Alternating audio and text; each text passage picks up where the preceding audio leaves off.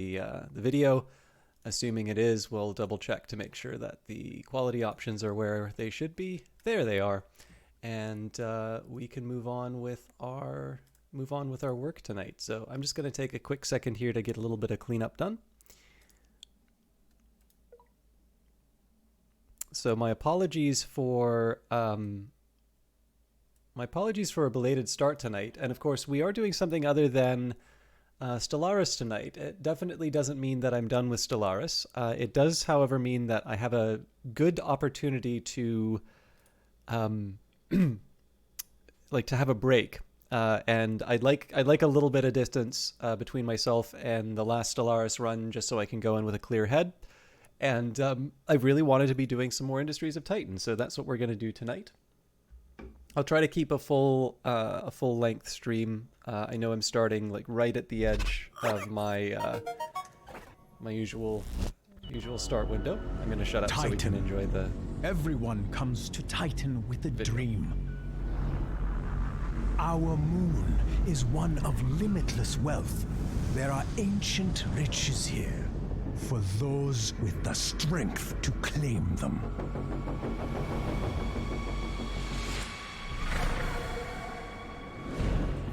But some dreams start smaller.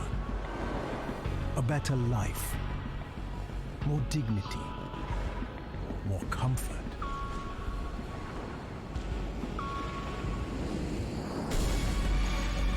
Today, Titan is a place where you can buy those dreams, where anyone can profit.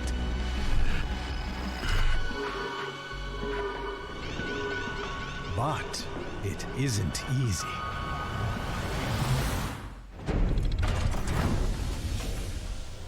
You have to prove yourself here. Those who settle here take that risk. And without their diligent labor, our power grid would fail. Pollution would overwhelm us. And our trade would collapse. It's hard work, but on Titan, hard work isn't enough.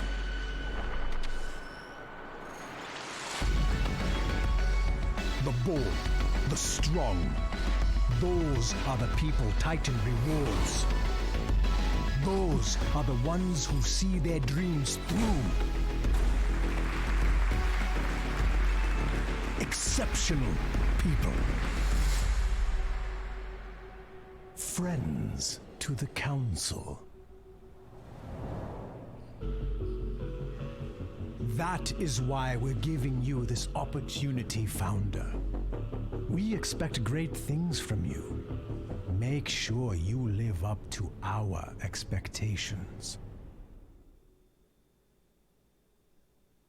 Always a big fan of that intro. So, this is Industries of Titan. I'm sure a lot of you are already familiar with this game from me, but I do want to take a minute to introduce it as always. So this is a game by the wonderful, the indefatigable, as I can't remember if it was Jared or Maddie who said it. Either way, I thought it was a very good pun. But this is a Vancouver developer. You may know them from Crypt of the Necrodancer. Obviously, they get featured quite a bit on this channel through Phantom Brigade and Industries of Titan. They also did Cadence of Hyrule, but regrettably, I do not own a Switch, so I've not been able to enjoy the experience. I will also justify it for myself as saying that I've not yet beaten the last level. Haas 00312. And it says, oh, we've got hosting the stream. I don't actually see any chat activity on my... Okay. Oh my god, what's going on with all of you? Thank you very much for the resubscription, Mad King Brutus. It was nice to catch you streaming Phantom Brigade, which I just referenced as well. No, I saw a new line, so that usually indicates that something happened,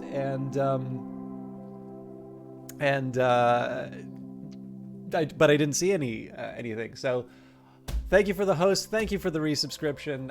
For those of you who don't get a chance to see him every now and again, Mad King Brutus does do some streams. And he was streaming the other Brace Yourself game that is in early access right now called Phantom Brigade. But yeah, I was talking about Crypt of the Necrodancer. I've got a coworker who I gifted it to, obviously at a very low price because I am cheap, but the game is worth much more than what I paid for it. But he was talking about how difficult it was and how he couldn't even get past the first level. But then he like sends me a message and I'm like, hey, I beat the first boss. I'm like, it's not so difficult after all, right? But I've not actually beaten the last level on Crypt of the Necrodancer. It's a wonderful game. It's a game that I'm not very good at, and I think I need to put a little bit extra effort into just pushing myself over the hill on the final dungeon. But anyways, they very kindly sent out a key for this for promotional purposes. So as always, it's good to disclose this sort of stuff. In terms of Twitch, you've got everything from enthusiastic amateurs who are just streaming something in their library to people who make millions of dollars with sponsorship deals and such. And while I have certainly not taken any money for this game, it is good to disclose that I was given a key specifically to sort of show off the game. I always sort of figure there's so there's no official guideline in terms of when you should stop saying that. I feel like there should be a statute of limitations on when it's like 10 years from now, if I'm still playing Industries of Titan, I'm pretty sure that's because I like Industries of Titan. I'm pretty sure the value of the key is has long since been paid back in terms of the material. But with that in mind, it's also not that hard to bring it up. So just keep that in mind. I'm a very enthusiastic fan of the game here. I won't go through the patch notes because we've already gone through them, but we do have a roadmap coming up. So Titan Tuesday in 15 days. And we will be hitting the anomalous sources, I believe. There's actually a couple of things on the Twitter page about it already. Dacker 713th of it. I think I said that before. But at least I make that terrible joke all the time. But how you doing? I'd say for early access games, duty of care for announcing that you were given a key for promo media reasons would expire a few major updates later. Yeah, well, see, the funny thing is that, so the complication about it would be, what's the jurisdiction? So I'm Canadian. Presumably I would follow Canadian guidelines. But of course, Twitch is an American company. And there's the whole business, when you do your affiliate agreement, you sort of talk about the different treaties.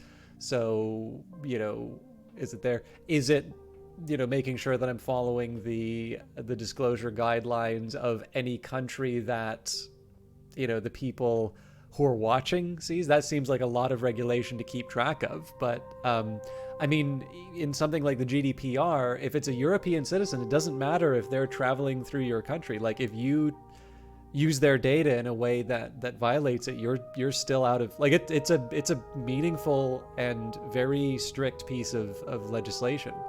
So obviously this doesn't rise to the level of GDPR, and I think to a certain extent, one thing I've learned a little bit about some legal decisions is that in like day-to-day practice, it does seem to be that the sort of the standing order is like, do something that makes sense when it comes to a matter of interpretation and such. So I'm not entirely sure. They like hit me like a ton of bricks for forgetting to mention it. But again, it's one of these things. If you say it up front, you get to talk about what a cool developer the developers are.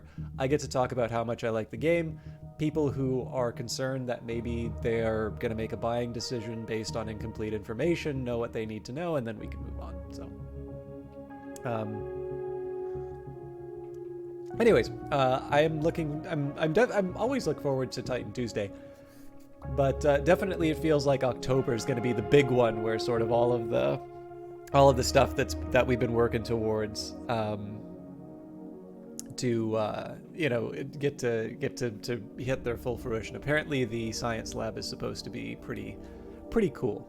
But we do have a game that we've been working on already. So yes, I'm glad I wrote this. I forgot. So I believe I've inherited a big mess that I need to fix on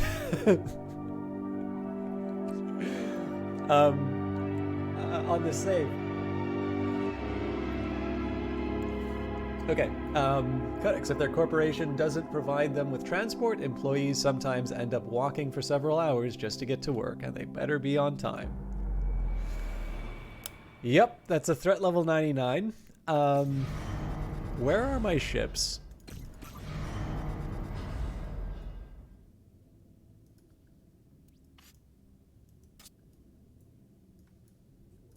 Okay, there's one here. Oh, right. It's probably a bit banged up. Oh, hell yes it is. Okay. And the hunting cobra is full health.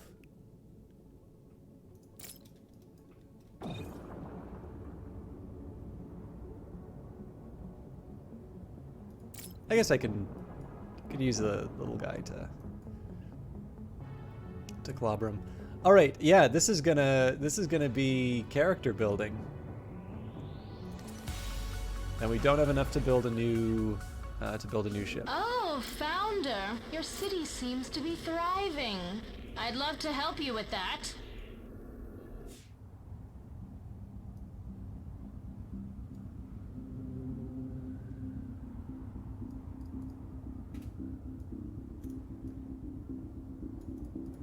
Oh, there's a big guys.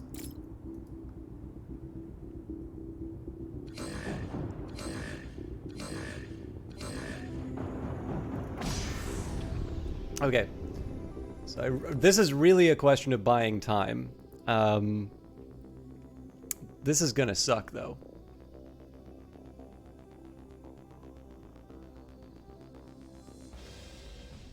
Because of course they have the shields, so the idea of trying to take out the lasers is pretty tough. Well, you know what?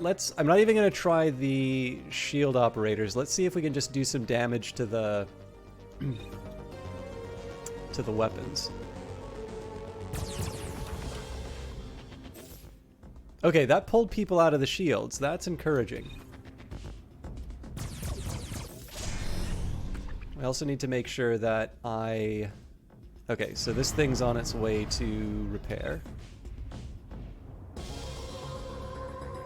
And again, I gotta make sure that so the idea here is that I kind of want to switch dance partners partway through so that we can save the refinery.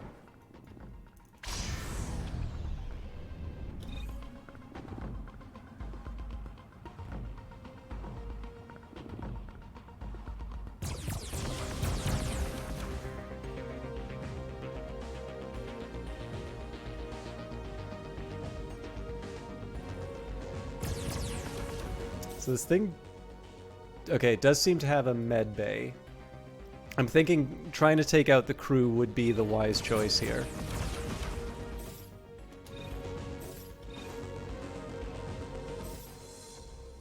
Okay, we're getting really close to... Now they're going to be protected.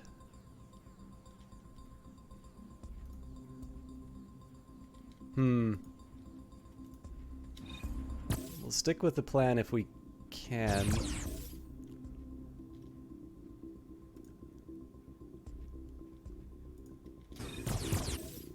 Drat.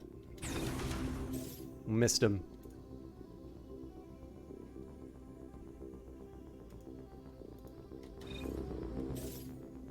Although there's going to be a queue for the med bay, so maybe we can do something interesting here.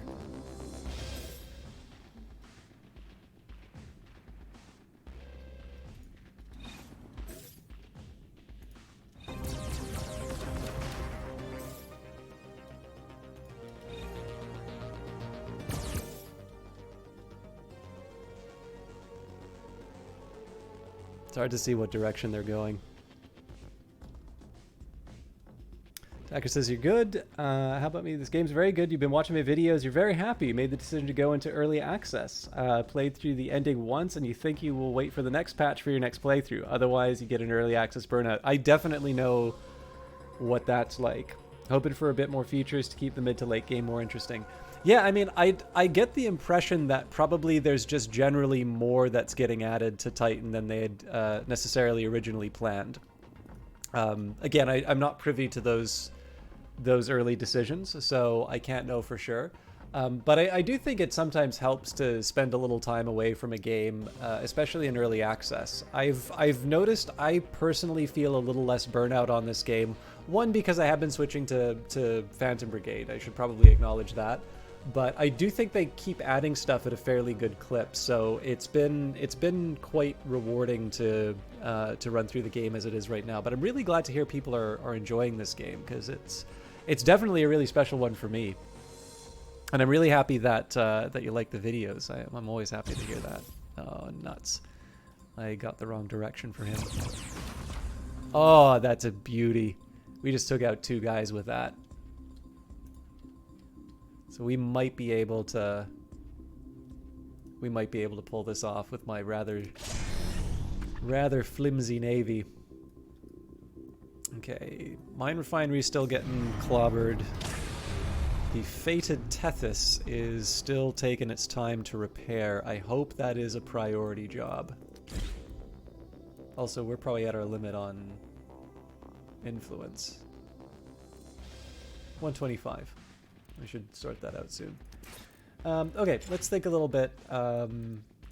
Yeah, repairs in position number 1. So if we don't have workers working on it, it's because I just don't have workers available. Actually, one thing I'm kind of interested in is I think they've been talking about victory conditions which aren't about eliminating the rebels. So personally, I'm kind of interested in that, just to see what form that takes.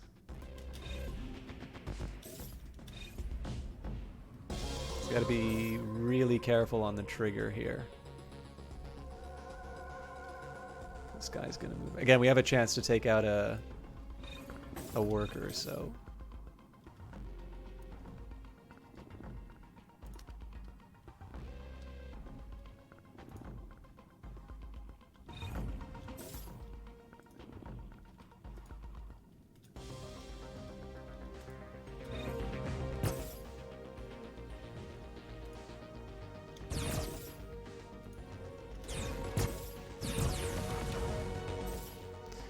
Cool. So there's 3. That's still enough to arm the weapons.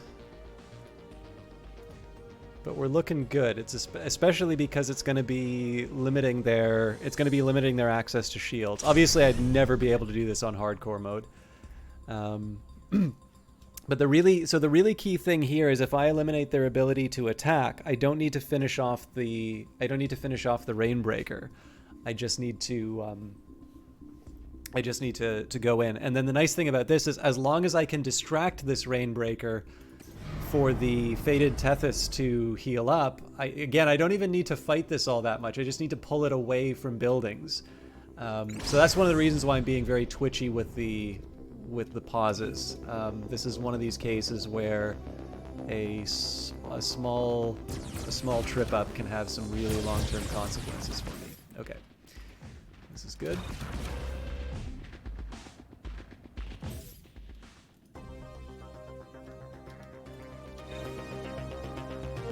So it's a very slim chance we'll pull it off, but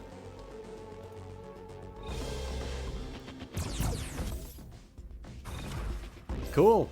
I mean, I might have been able to get greedy and try and take that one out, but I'm feeling okay with how that happened.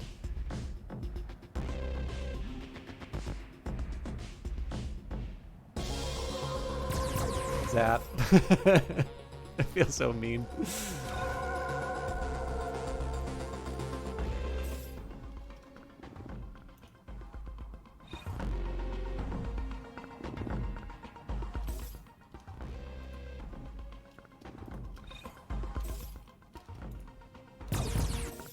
I think I got it wrong. Nice.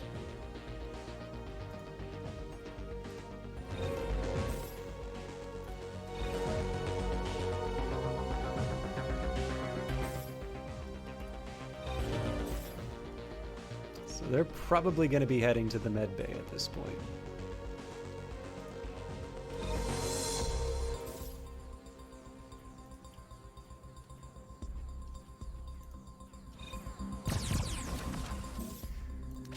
Brilliant. Okay, so in a perfect world, we'd take some time to heal up the material or the different objects on side of the hunting cobra. We're not in a perfect world. So as you can see, the engines, the fuel tank, the battery, everything is on fire. And Oiko really should be getting some healing in on the medical pod. But right now, what I want to be focusing on is trying to draw the Rainbreaker's attention away from its target. And again, even if I just pull its attention to another building,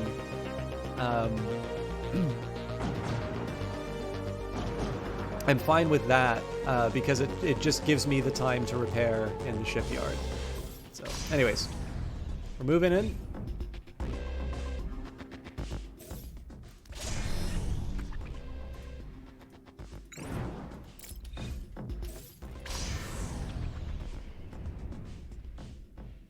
Because it's an entirely different ship. Okay, so this thing's packing a couple of small guns.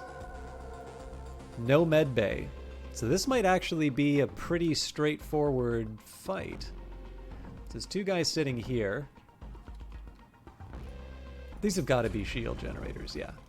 Alright, that makes a lot more sense. Oh god, they've got so many people on the crew.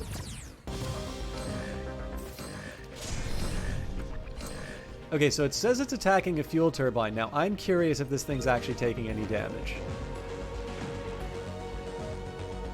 Doesn't look like it. Okay, so the key here is going to be making sure that I don't take too much damage on my own ship.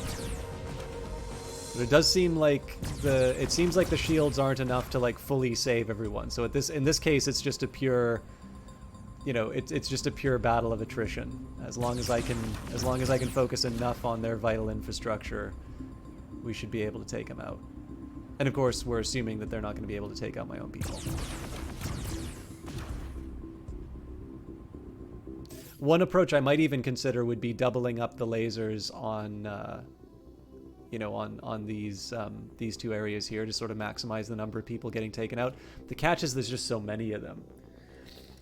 So could there be an economic victory? Buy out the rebel camps one by one. One major thing you'd like is trash, recycle, reuse, like using them for energy. Maybe for balance, it could create more pollution, simple burning. It is definitely a really tough battle. So one thing I'm doing to try and... so right now it's a matter of buying time. So here we go. The specific thing I wanted to do with this battle was buy myself enough time to bring the ship that I actually wanted in the fight in. So the Fated Tethys is my proper like ship killer. So we've done that. We were able to neutralize the Rainbreaker. We can take that thing out at leisure. But now that the Fated Tethys is ready to go, I can pull the Hunting Cobra out. I don't need to worry about it taking damage anymore, and I can either get them to pick apart the Rainbreaker or I can get them to repair in the shipyard. I'll probably get them to repair first. But yeah, so I don't know about economic victories, although if you're interested in a game where you buy out your competitors, I'd highly recommend a really good economic RTS by Mohawk Studios. This is the same company that did Old World recently. It's Soren and Layla Johnson's company. And that game, Off-Road Trading Company, is a game where like there's almost no combat in it. And essentially the idea is that you buy the stock in your competitors and buy them out, like eliminate them and turn their resources into yours. It's a really neat little game. As far as trash, so my cheeky suggestion in a very early stream was that you can just repurpose trash into construction materials and make low cost apartments. And that will of course allow you to raise the rents on your existing apartments as luxury. But that's me being silly. That's not actually happening in the game. What is interesting to note, though, I believe they have mentioned that... Oh no, we're good. I believe they've mentioned that there will in future be an opportunity to dump waste in the in the water, and there will be consequences for doing so. Water will apparently be something that you can use. Okay, let's get this real fight ready to go. Oh yeah, this will be a piece of cake.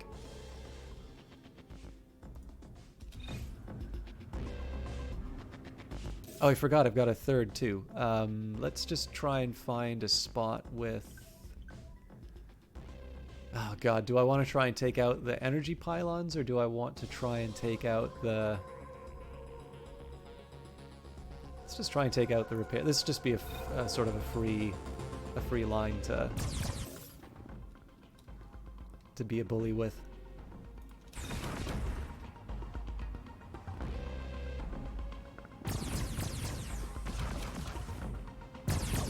Oh, I messed up.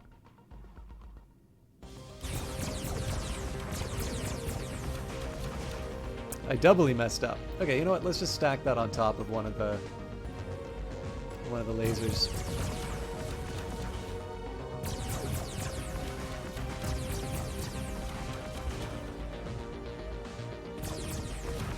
So clearly there's a lot more bodies over here. I want to try it. This is a little hopeful. But yeah, so I believe that's one of the future plans for trash.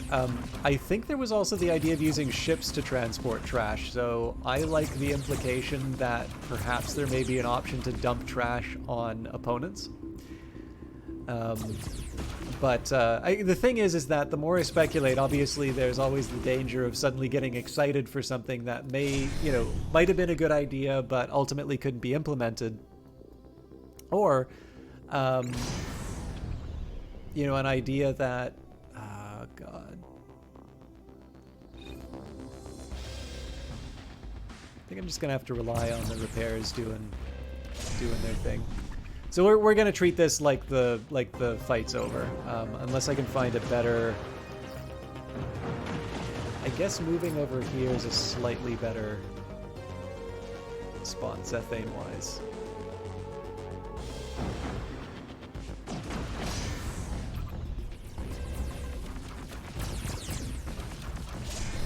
Yeah, like obviously I don't want to get too excited about stuff that's not in the game yet, because things can change. Ideas that seem good at one point might not quite live up to their promise when you implement them.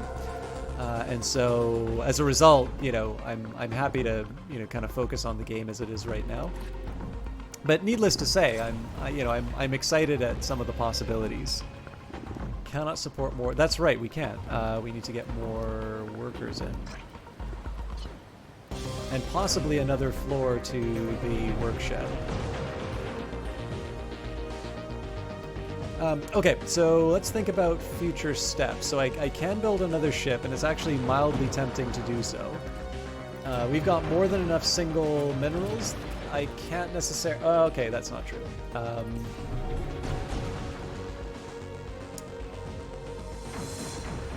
Yes, I will build a third level to the workshed.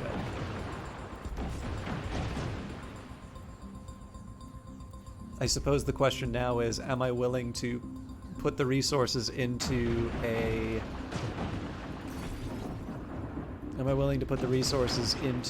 isotope mine, or do I want to build a new ship? I would really like to build a big new ship, but let's get my supply chains in order.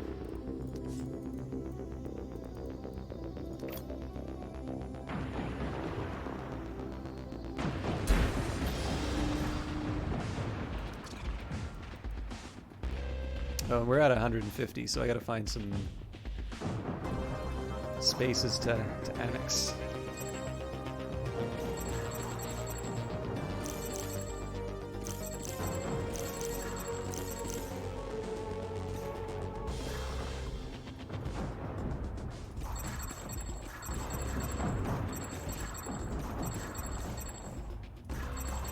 All these rocks will be mine.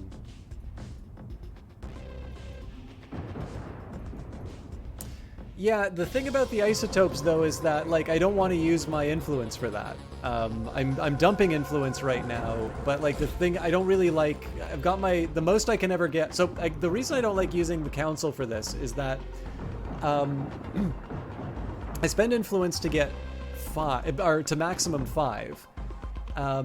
And all that does is that just kind of kicks the can down the road. One thing I do like spending a lot of influence on are credits. So that's something that I'll normally do to dump some influence in. I tend to like just buying the territory in case, for whatever reason, I want it. There are a couple of cases here where I really do actually want to clear things out for the mine. But in this case here, a long-term plan I've had is building this isotope mine. And in fact, the only reason I'm not building the mineral node right now is just I have so many level 1 minerals. It's really just a question of getting the infrastructure in place to handle them. I've also forgotten where the enemy ships were, or the other enemy bases were. I'll have to think about that. Anyways, I can afford to get the extra bit of road down, so... I won't go nuts and build the... Oh, I messed up, sorry. I won't build the...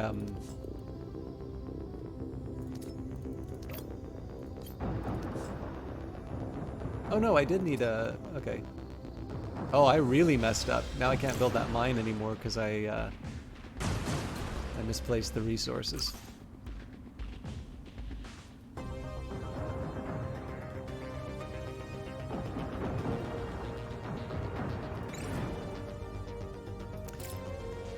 Okay, we're gonna get this ship to start repairing in the shipyard.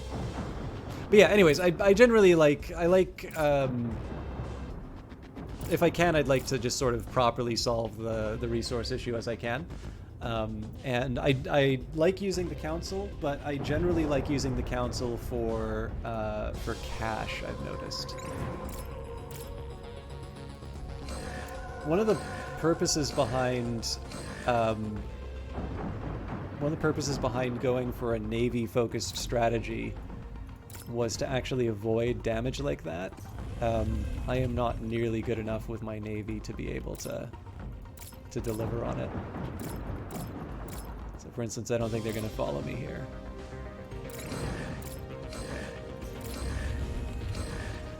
Alright, that's life.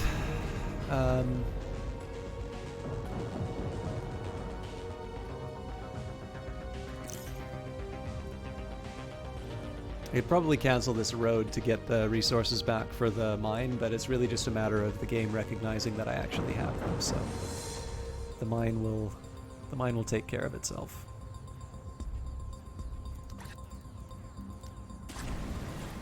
I might build a second conversion capsule though.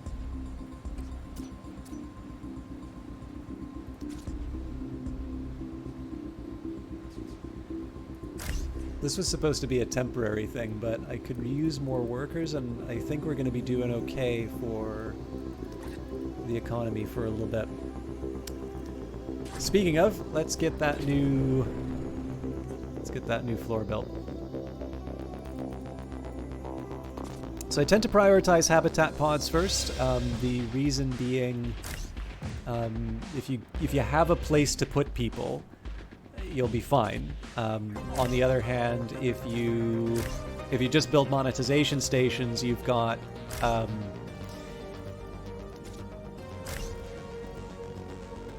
you've got these places to work, but you have no possibility of getting people to work them.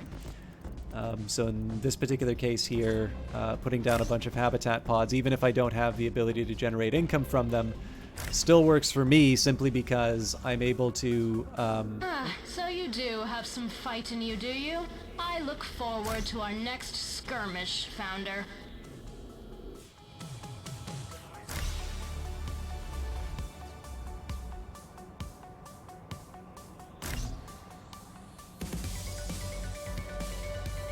Cool. Yeah, so basically once the power turns on, I won't have the power for this area, but basically once the power goes on, I'll be able to take advantage of whatever ships stop by right away. Okay, I should probably heal this thing up before we spend too much time elsewhere. It'd be kind of nice to crush the rest of this rebel area. But it's not like a super high priority. And because influence does count towards the threat level now, I've been pretty reluctant to build council monuments. But once we start feeling a little more confident, I'll think about adding those.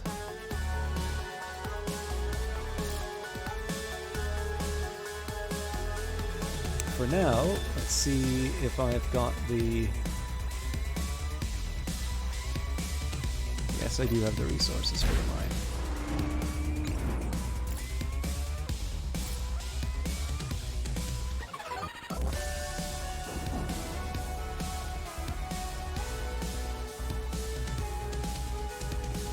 Oh, that's interesting. What's draining the batteries here?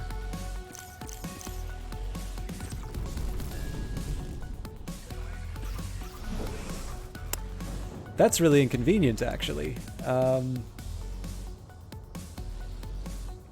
wasn't really paying attention to my levels. Okay, so I'm going to need to expand out my fuel refining and then my power generation. I prefer to expand this existing fuel turbine, but the question is whether or not I'm going to have enough resources to be able to do so. So the reason I prioritize doubling up the fuel turbine, if I can, is being able to being able to have just one worker taken out to produce fuel, to me is a little bit better than having a bunch of individual fuel turbines running around sort of hoping that they generate enough. Okay. So one thing I can do to make life a little easier for me is to turn off the shipyards. Now again, there is a priority of getting more birds in the sky if I want to speak like Alexa, but not at the expense of having the entire enterprise completely undermined. I really do think I'm racking up the points on the threat level. I do want to just completely demolish this thing though. Okay, so yes, priority number 1 is to expand my fuel extraction capabilities. It would have been nice to be able to put this somewhere else, but this crevice was in a weird spot, and I don't want to build fuel Oh, actually, you know what? This looks like it might have been a good spot. I guess we don't know what's over on the other end here, but if you just take a look at the Zethane, well, I guess the Zethane's probably a bit short just because, that's me pulling it out of the atmosphere. Anyways, this is the most sensible place for me to put another turbine, so that's exactly what we'll do.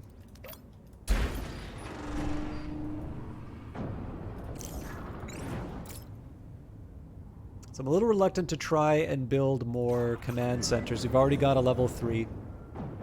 We've got the ruins that we can get access to. What I would like to see is either more ruins or a sufficiently attractive resource to be worth expanding out to. So this makes sense because, you've got these mining clusters, you've got a nice big crevice. But then, of course, there's the question, well, can you defend it? Again, similar idea. There's at least one ruins here. There's the crevice. This isn't, so yes, this generates fuel. The sinkhole is probably a little more attractive. But the only thing that's really keeping me from getting too excited about these areas is they're still really not generating a whole lot of Zethane. So right now I'm just going to see if I can get by with this upgraded fuel turbine. I also think fuel turbine number 2, we're already doing we're already pretty much sucking out everything that we can in the area. So I don't know whether or not it's really worth trying to do another upgrade to it. But I don't know. Maybe I'll consider it.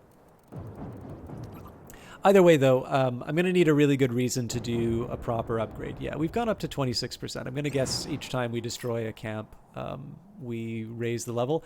But in this case here, I do want to clear it all out. So.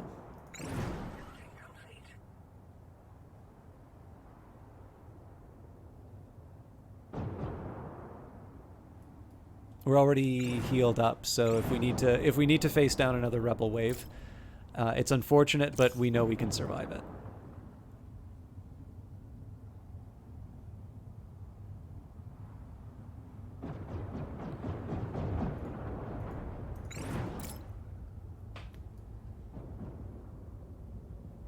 Okay, how are we production-wise? Not quite ready to get this thing running yet, so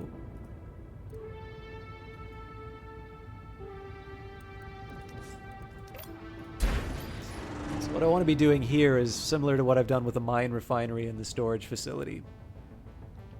Just set myself up so that we can get a nice little pipeline of why aren't you repairing? I think for this we'll just we'll build in the middle here. It seems to make as much sense as anything.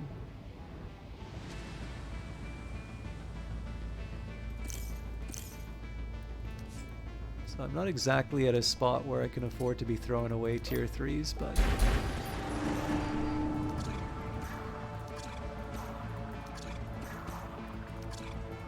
okay, so that's completely cleared.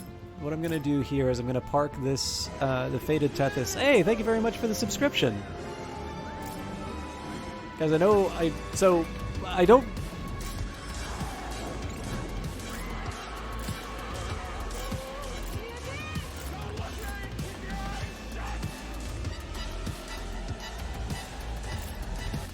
I don't actually really mark myself where the, like what type of subs they are, whether, like what tier or whether they're a Prime or not.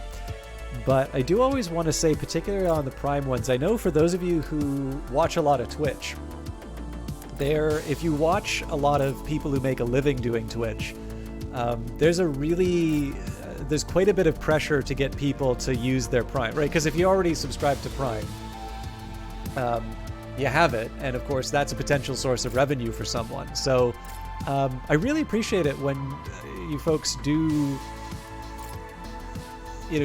show that kind of support. And it's obviously every sub is something that I appreciate, and obviously every concurrent view, because I'm definitely small enough where being able to boost my numbers up is one of those things that does mean the difference as to what kind of priority I get with Twitch's various algorithms.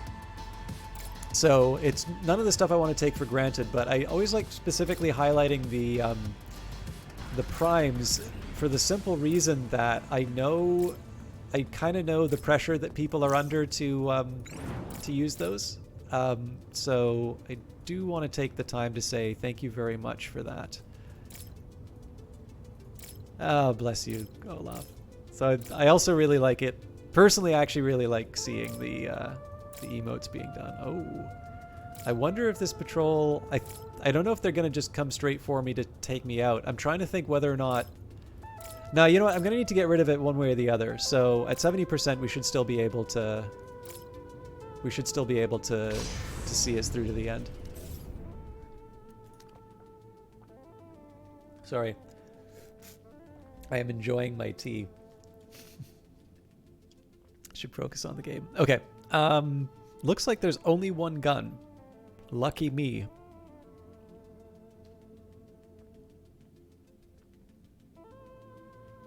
Yeah, honestly, the right call here is just pound this thing as much as possible.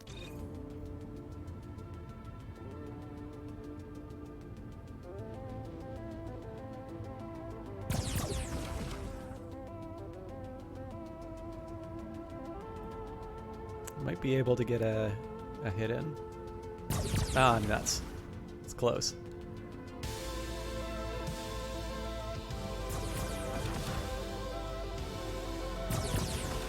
Nice.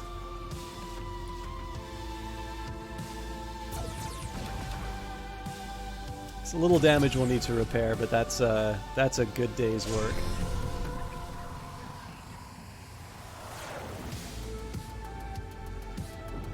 Okay, so our plan for our fuel turbine's ready to go, so we'll connect these. Of course, at some point we're also going to need to double up the energy plant.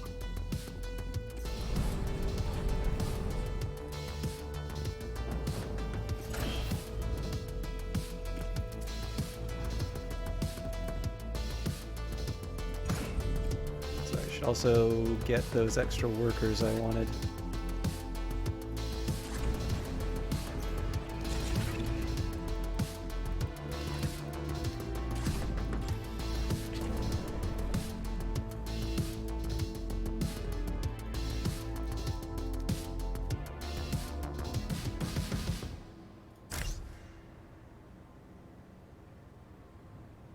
I hope I got that right.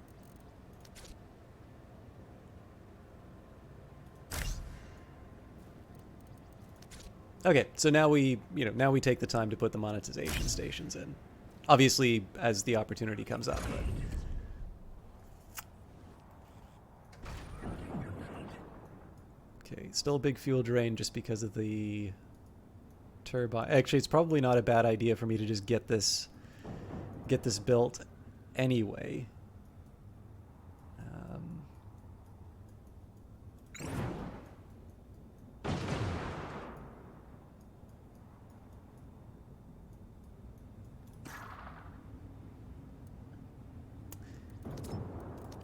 Let's get the factory underway. I might have to leave the storage facility for later. Device complete. Device complete. That's 25. It's not that much.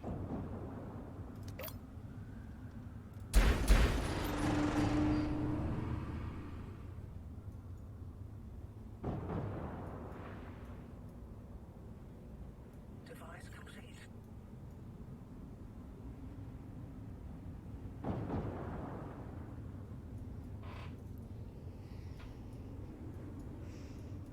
I might even... we'll see how it goes.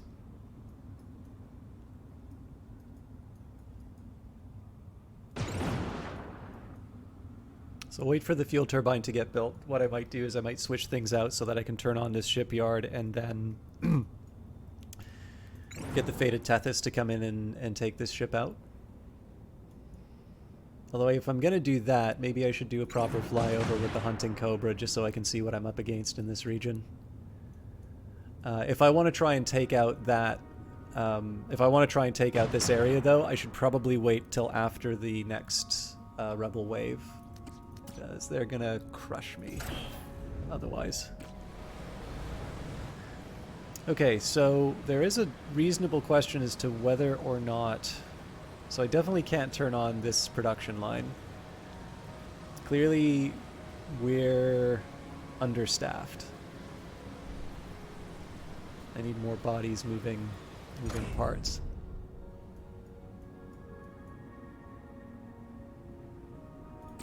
Okay, we've got leisure. Now would not be a bad time for me to upgrade the energy plant. That's 90, so that's the last of that kind of work I can do.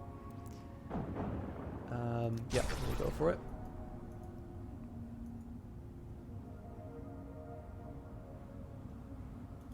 And I think the time has come to turn this on.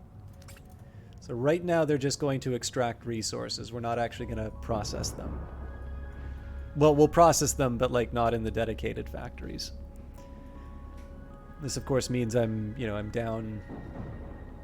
down a worker or two, or yeah, I'm down the one worker. I'm also learning how fragile my power grid is, so we definitely need to build a redundancy before too long.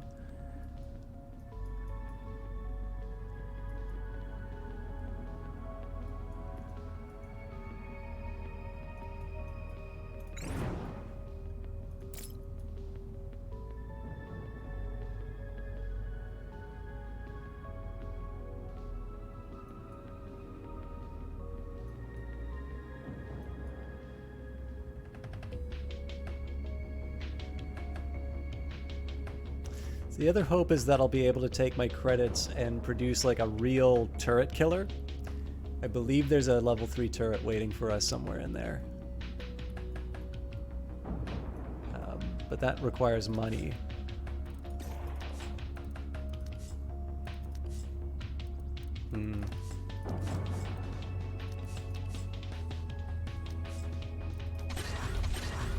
These make a lot of sense. just in case I lose my nerve. Okay, we're not killing our fuel yet, so here's what I'm gonna do. Move the hunting cobra out. We're gonna move on the hunting salvation. Oh crap. Please tell me that it'll go away.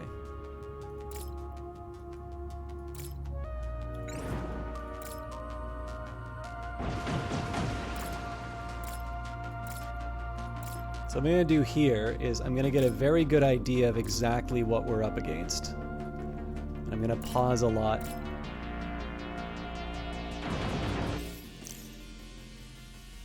Okay, so two flying ships and an HQ. That feels actually quite slim.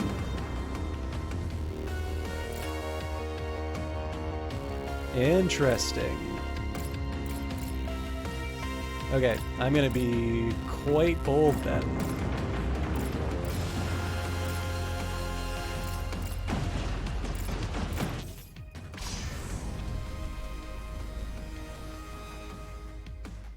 It's definitely a big guy for me to take on.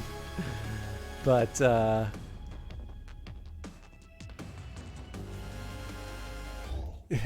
how you doing, Night Valian? Sorry, Dick, I just saw your message here, so welcome. I know what you mean about sub. You used to sub to a lot of big channels, but you think it's a better idea to support the channels that provide good content and that are not hundreds of thousands of subs. Well, I mean, obviously those hundreds and thousands of subs come from the fact that people enjoy them, right? I'm not going to begrudge someone their success. But obviously, you know, I appreciate the support I do get. To be honest, you pretty much decided to get this game from my videos. Oh, that's great. Have I tested the mines? Do you know if they run out or do they just... Yeah, so they have an unlimited supply of resources. However, the efficiency rate does take a big hit over time. Okay, what happened here? I didn't lose my ship, did I? No, they just don't want to... They don't want to go out of their patrol range.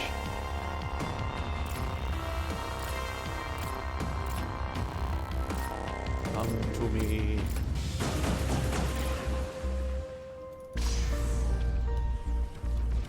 It's okay. So we're obviously taking some big hits here.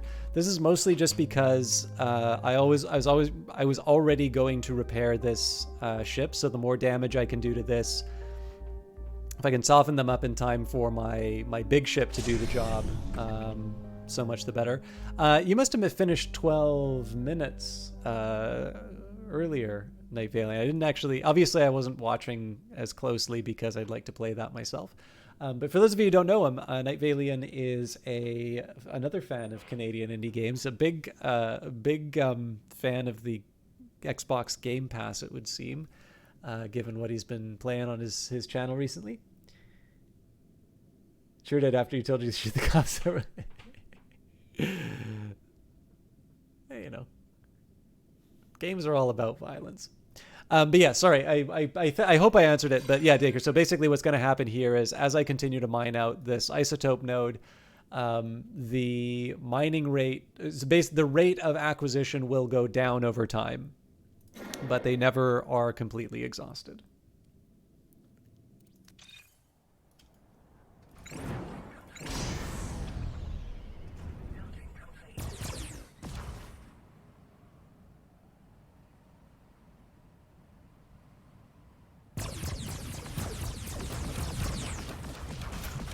Clearly, sea crew is expendable.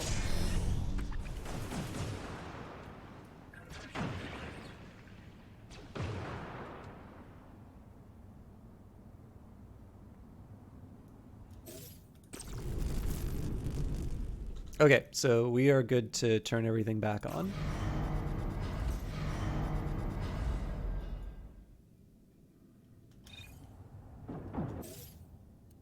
I've also been kind of out to lunch as far as my population's concerned. Okay.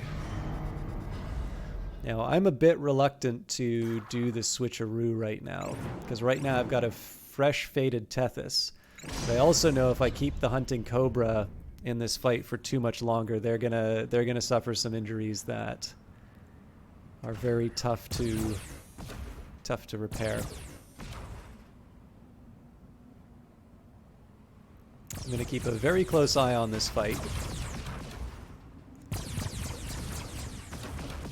The best I could do would be to make it so that there's a minimum... Ooh. Good luck, little buddy.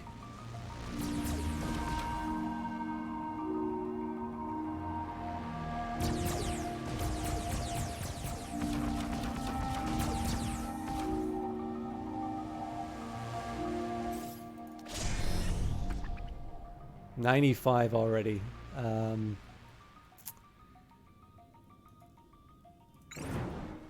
The Hunting Cobra really did buy me a lot of time the last time.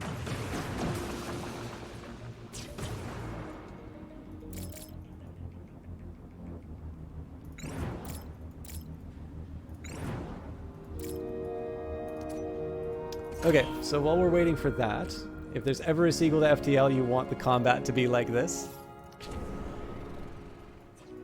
pretty sure they've been pretty open about the inspiration of FTL. That's a great game. Although I'll admit, I kind of like beat it. I beat it on normal, and then I sort of like, I never really went all that much further with it. Ah, nuts! I was off by 1 on the monetization station. That's fine. I should be able to get it. There's at least some basics down. You had to wait for the easy mode. You call me John Gamerson. I am good at the games. Actually, that's a fond memory I have when I first moved. So I had tried several times to get a normal victory on, not Industries of Titan, on FTL, and couldn't do it for one reason or another. Ah, crumbs. All right, I gotta get money. Stupid workers wanted to get paid. But yeah, couldn't do it. Like, just one of those things where I was like, I'd gotten close. It was really feeling like just a little, you know, couple of things going my way and I would have been able to pull it off, but you know, no actual victory. And I only had my laptop, which was still working at the time. I hate to distract you from the all-important work of subjugating your citizens, but I've come to end your reign of terror. Somehow I don't think you will.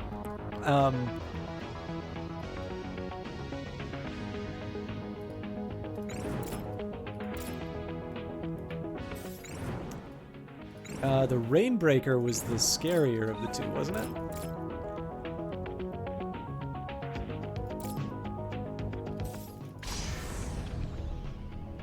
Well, it's got the big guns, but no healing, so hopefully we won't take too much damage. This is kind of a waste of firepower until you consider the fact that I'm going to get some extra hits on the crew.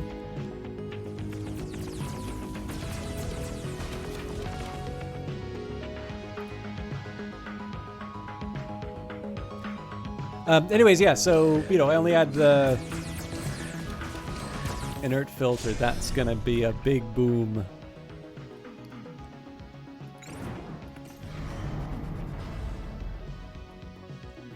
We'll see if we can make it last.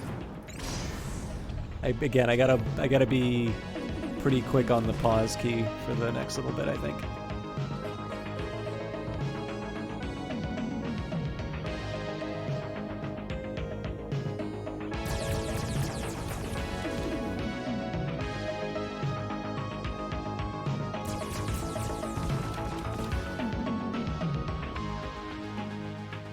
Oh, this is a gift.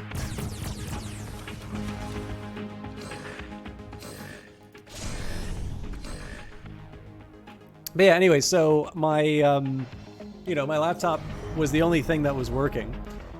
Okay, I gotta switch attention to the Dog of Hope. As much as I want to keep doing I mean, it might be enough to take out the Rainbreaker anyway, but... Well, we already broke contact.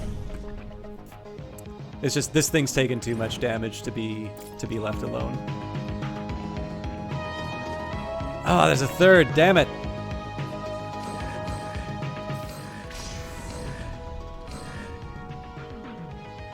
Okay. I think we're going to do the same thing we did to the other ship. And in a pinch, we can bury the city.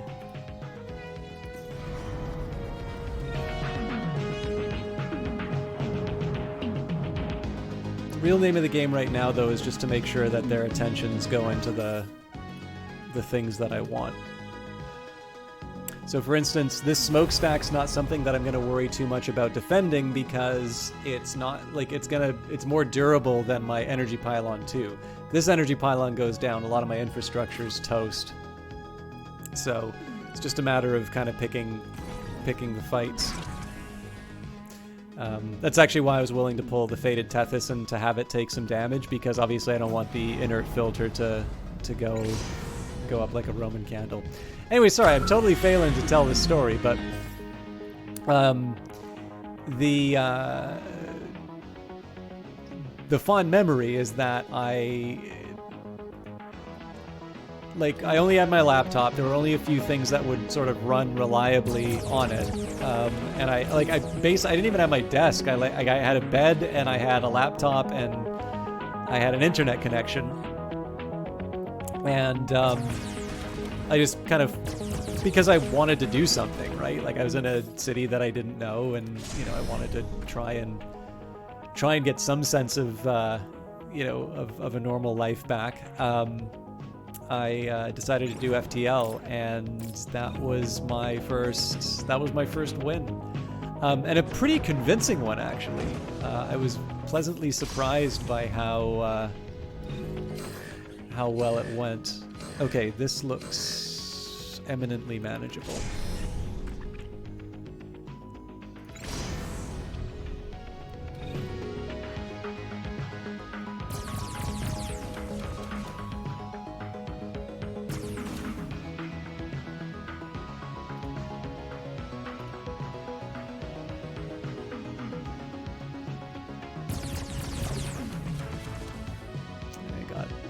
Got out of the way in time.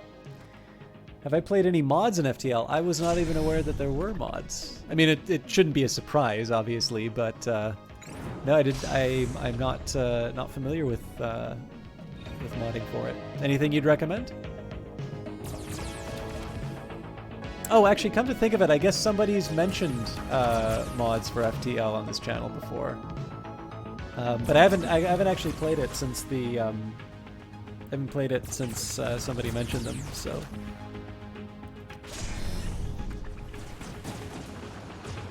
Okay, that smokestack's not as durable as I thought it would be, so I gotta, yeah. Let's just corral everybody where they need to be. Okay, they can tickle the mine for a little while, I'm fine with that.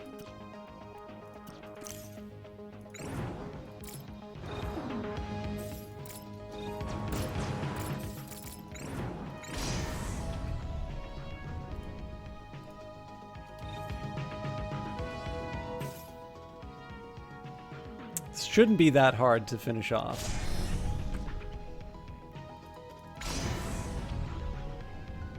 And it looks like there's no crew on this one, so that means that I get to move the Fated Tethys to the Unity now.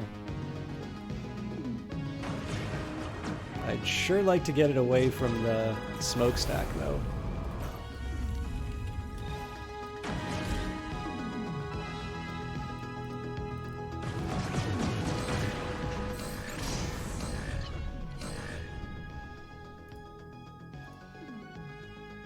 All right. Well, if you want to have a lineup for the doctor's office.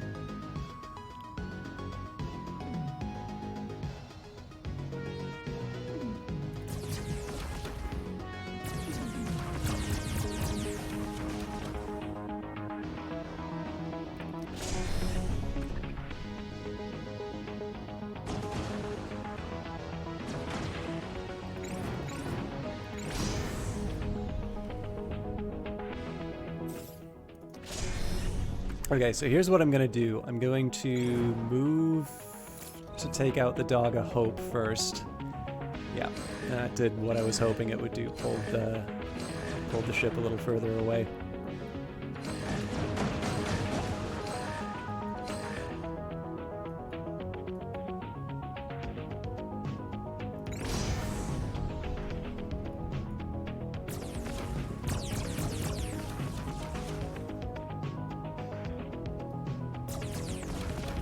Generally, we're doing okay health-wise. I'd love it if we could take these guns out a little bit earlier, but otherwise, I think we're all right.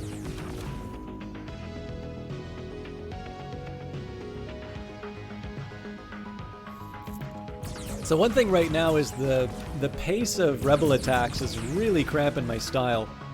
I need the minerals to be able to get the ships in the air.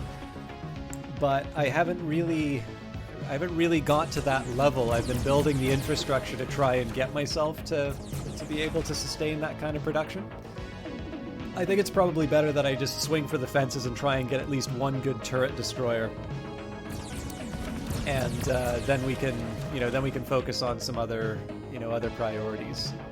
Obviously now we'll worry about surviving the rebel attack. I think the one thing that's nice is hopefully the pace of the next rebel attack won't be as fast, because I won't be provoking them in the form of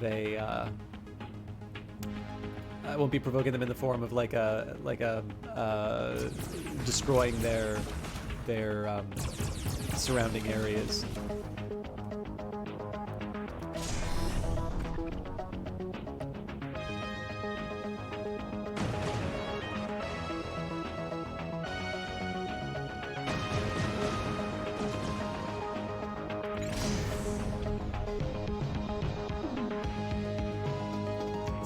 Happens to Ilum.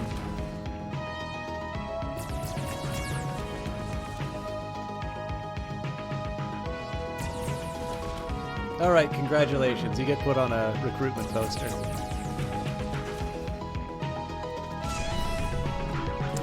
Thoughts on the game, Steve's Nuts? I'm a really big fan of it.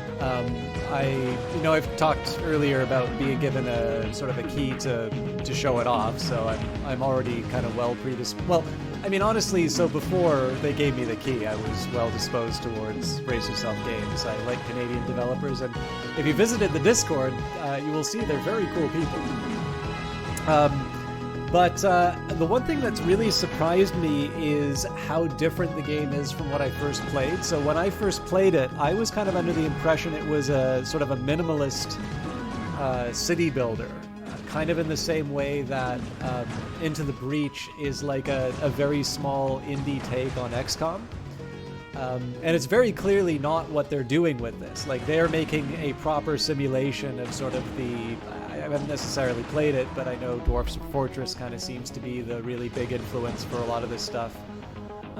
Or Satisfactory, or Surviving Mars, this sort of stuff. It's one thing that's really cool, though, is that while I'm trying to come up with a comparison, it is very much its own game. So I do hear a lot of people refer to it as a real-time strategy game, which,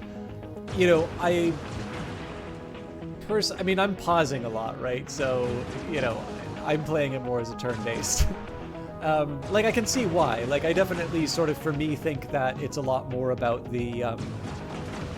I do think it's a lot more about the building than it is the combat, but that's obviously a feature to it. And again, sort of the pace of development has certainly been really impressive. There's a rudimentary population simulation. I think they're working on the tech tree right now. And I don't know, like, the visual style is obviously something that will get your attention for the game. But I've definitely found the process of founding and running my own cyberpunk dystopia is really rewarding. One thing I will say, I've been trying the hard difficulty for the last little while.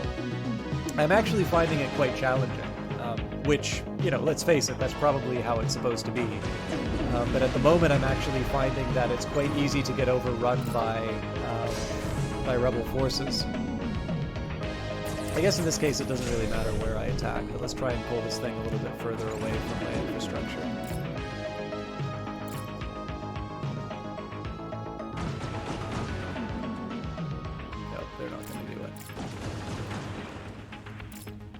right. Well, we'll just wait for the next.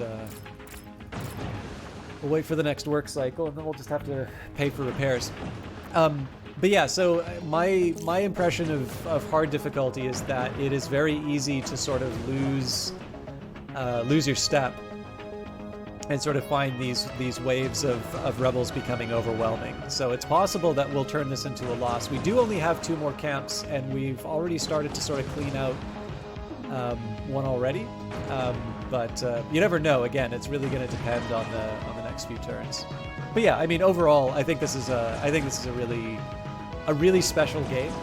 It's obviously an early access, and I know, especially on release, there were quite a few comments on things that people really thought could be improved. I guess for me, I tend to have something of a rose-colored view of it, just because I remember what the game was like when I first played it and what it's like now, and I'm like, well, yeah, I mean, I don't have any doubt that this developer is gonna be fleshing out the stuff that they say they're gonna be fleshing out. But yeah, no, honestly, I think if you like stuff like Surviving Mars, or sort of city builders in that style, I think this is an excellent game. And obviously, on top of the fact that it's a good game, clearly the presentation is really top notch. Power Up Audio is doing the sound, the music. Obviously, this is Danny Baranowski's soundtrack you're hearing in the background. And the visual style, if you can believe it or not, I can't remember if it's art director or creative director, but Sir Karma, this is actually his first game. He had put out these voxel images on Twitter quite some time back, and was invited to work on this by Ryan Clark, sort of the founder of Brace Yourself Games. So, just it's one of these ones where if you take a look at the number of people in the credits, I'm a little amazed at what the game is like. And to my understanding, it seems like this game has been reasonably successful. So they've been able to build out the teams a little bit more, and I suspect the ambition for the project has grown.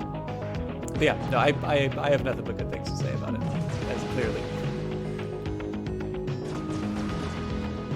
Yeah, no worries. I'll be honest with you, Tuesdays nuts. Like, what I love it when people like Dakar 7013 like comes in and says like, I started playing this game because of your videos.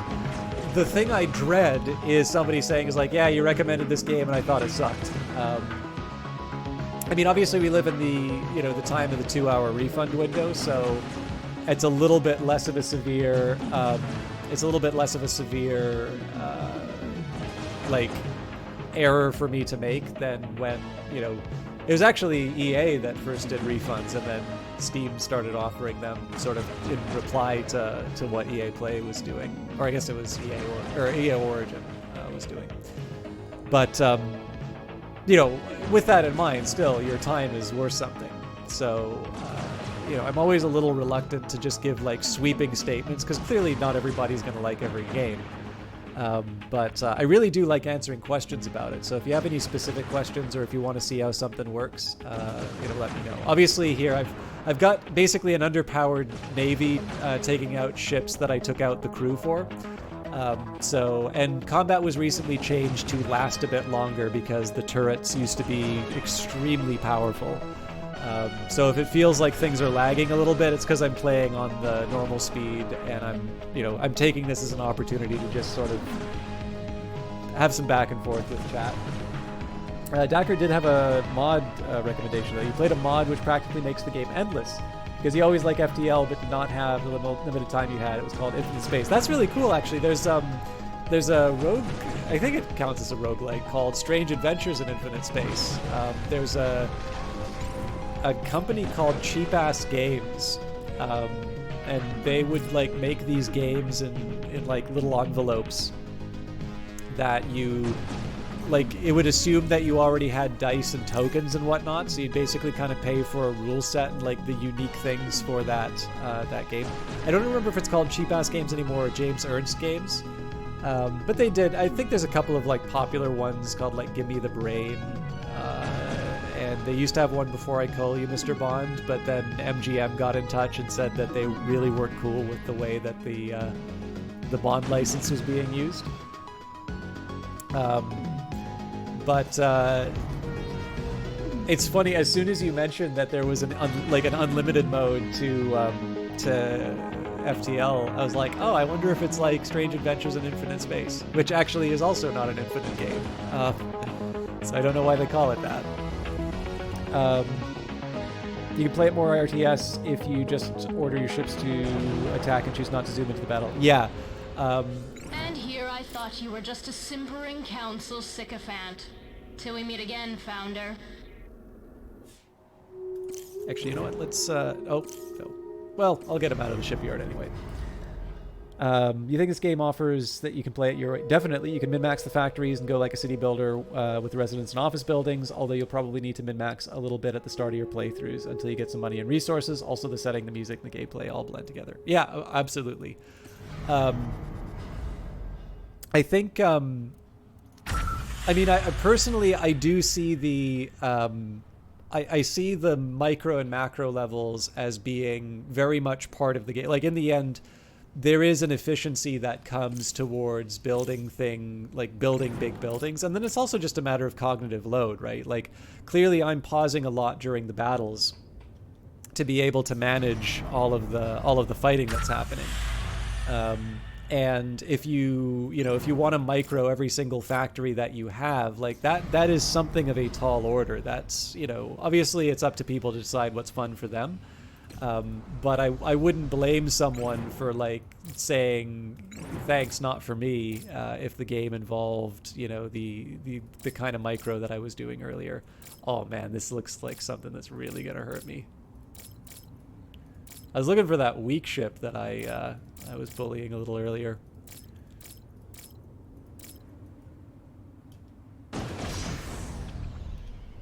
Okay, what are we up against here? 4 guns. That's a problem, actually.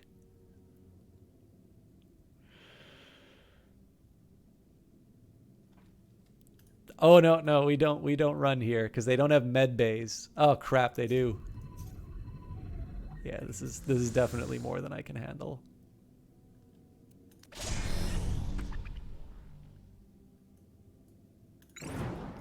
It's arguably more than what the Fated Tethys can handle, but we're gonna send him in.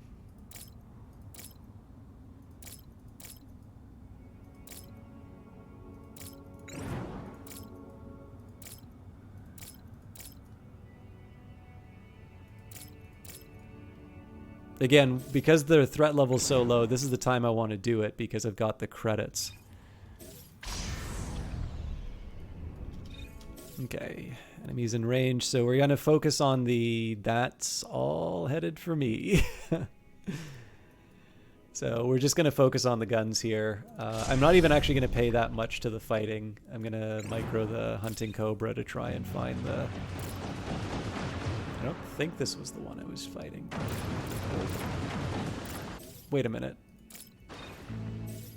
I'm not that curious.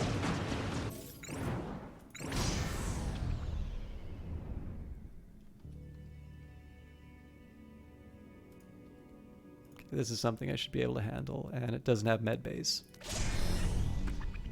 It does have shields, though. So I do need to be careful about my fuel reserves, or at least batteries.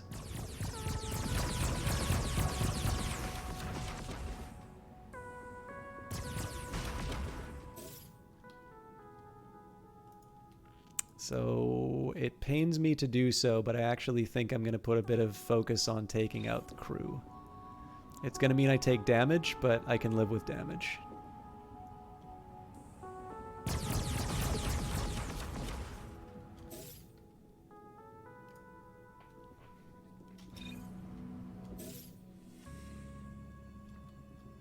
Okay, so obviously this is a golden opportunity if I can take out the 2.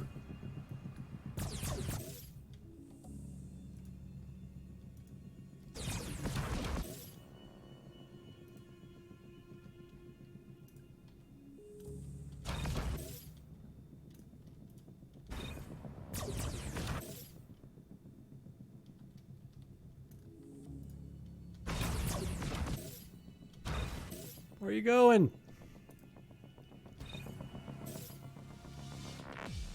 Sneaky. It's the moment of truth. Oh, he's gonna get out of the way.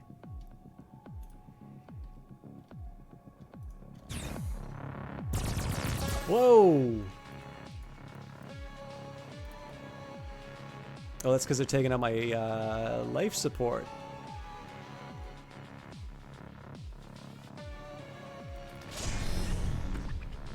Clever.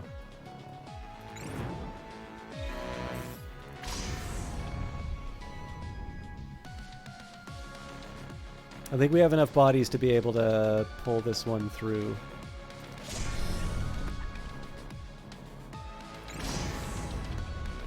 This is a tough fight, though.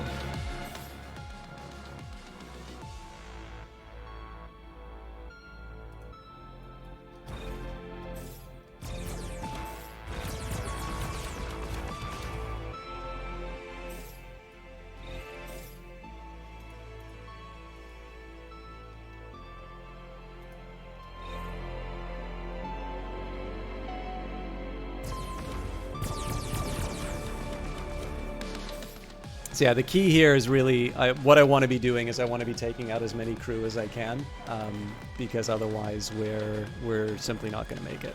If I have to give up some employees, that's life. I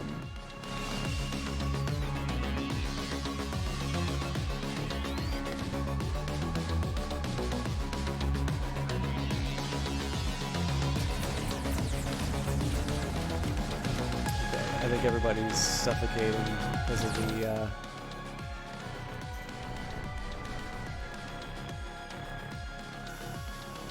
that's actually going to be a problem for repairs.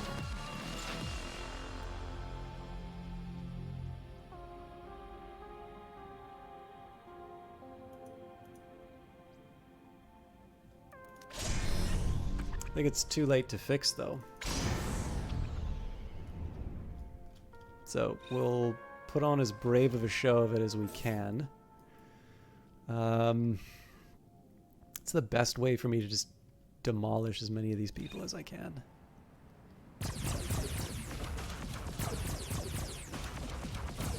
Okay, good. Got 2, 3, 4, 1, 2, 5 crew still on board. CAF's not going to last all that long. So the problem is once CAF's gone, we don't have anybody left to repair. So even though we're doing fairly well as far as health is concerned, we're going to lose our ability to deal damage pretty quickly. And the Hunting Cobra is in pretty rough shape, all things considered.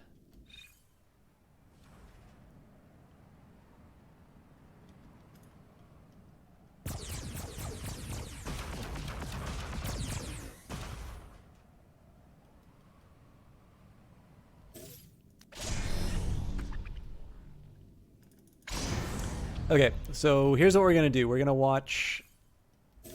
Oh yeah, we're already one offline. So let's just try and take out. I want to try and take out as many as I can. Oh, I already blew it.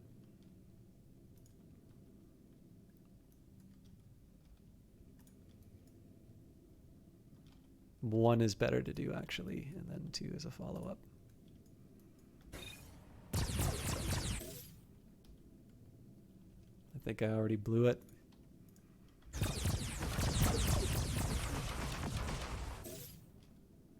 If I could get a 3rd hit in there, that would be a thing of beauty.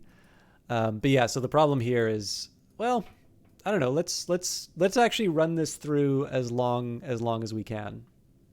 3rd laser's clearly offline for the next little bit, but we've got 2 good lasers, and we are taking out crew, however inefficiently.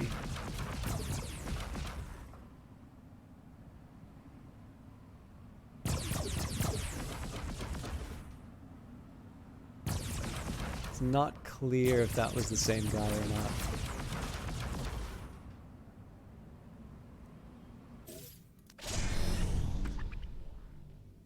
And again, I gotta keep a close eye on what's happening on this ship. Because again, we're taking a lot of damage here. I'm not so sure. But see, the thing is that there's really not that much left as far as crew.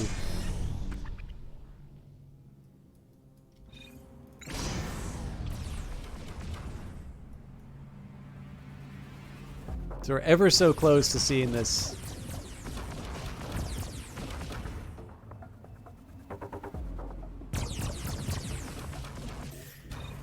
Yeah, I mean, it's respectable damage. We're not quite able to sort of rake them over the coals this way, but what we can do, at the very least, is kind of a Hail Mary. Let's double up on the large here. That should at least take out this this user.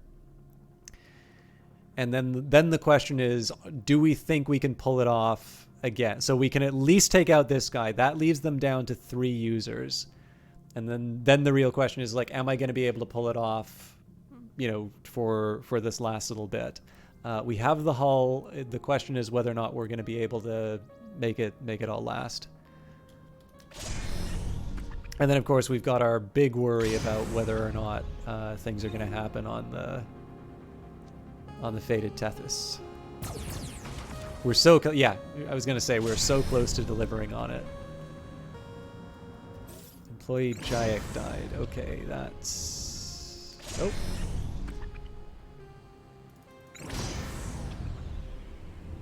That was unexpected, actually.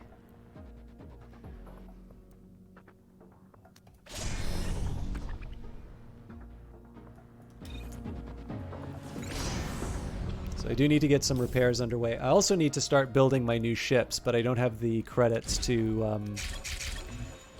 I don't have the credits to actually deliver on what I want. What I am going to do, though, while the combat's happening, let's finish off the last of the work shed, because that will help me. That'll help me cover my expenses. Yeah, we're doing quite a bit better money-wise. Once I stop wasting it on foolish things, I have more of it.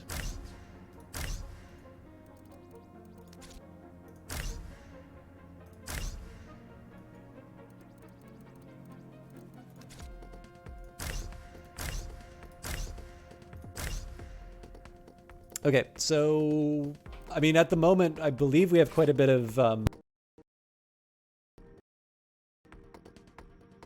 Oh, okay, sorry. I think I smacked my, my microphone there. Oh, this is really helpful. Projected waste per cycle of 20. That's really cool. I didn't realize they had that there. Anyways, yeah, so this should, I'll actually admit, I thought I had, oh no, we still have a gap. I was just taking a look at these numbers here. I was thinking that probably we had a fairly substantial gap in terms of available jobs versus number of people who could work. Do you think in the future you'd be able to box select ships and make a selection bit easier so that you're not selecting a building or something below it instead of a ship? I also think that targeting life support is a good crew killer tactic.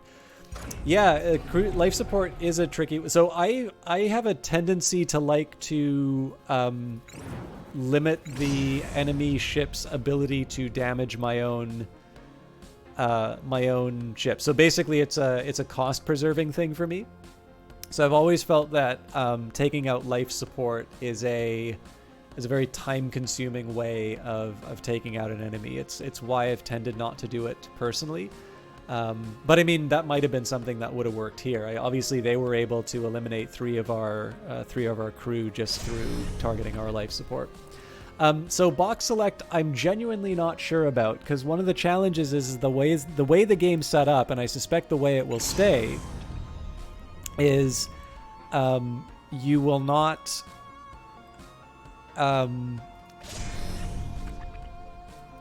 Like, you're not able to target a ship more than once. I don't even think you can shift select. So I can see why it would be helpful to be able to do this for more. I probably should be focusing a little bit more if I'm going to sort of bet everything on... Oh, we've got three We got 3 lasers ready to go. This might work. So I definitely want to take out the heavy stuff first. Let's see if we can pull this off. Okay, good. Unfortunately, we lost another employee. Now that weirds me out, actually. Because this thing shouldn't be taking damage. Oh, it's a health thing. Or sorry, it's a life support thing. Okay, so I gotta limp back to repair. Otherwise, everybody's just gonna stop being able to breathe.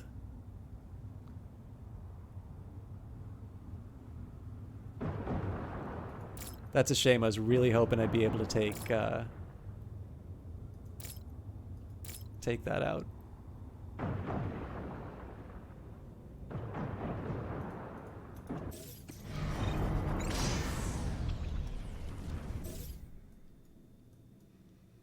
Okay, this is a real shame, because had I been paying attention, I probably would have been able to kill that crew member, but I didn't.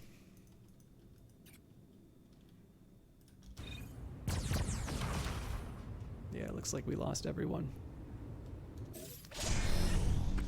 So the big question for me is what happens to the... so that's been 2 ships that we've tried to take out that we didn't quite deliver on. So I wonder if they just sort of hang around...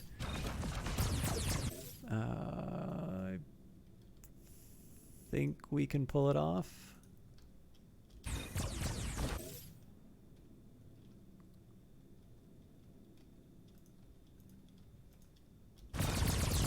Oh no!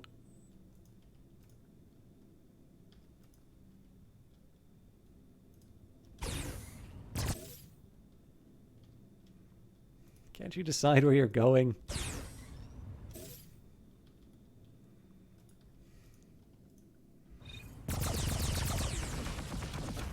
Okay, cool.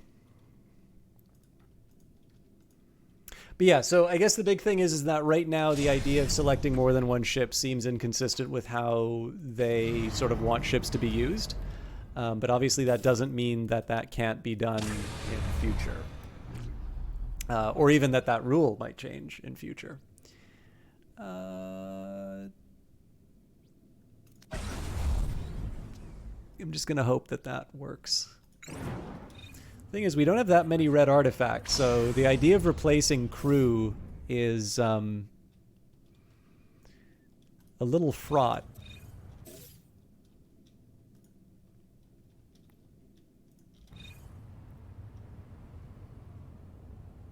Okay, this looks a lot more reliable.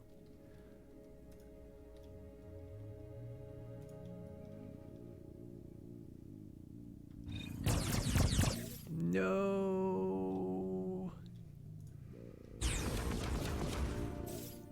Slippery devil.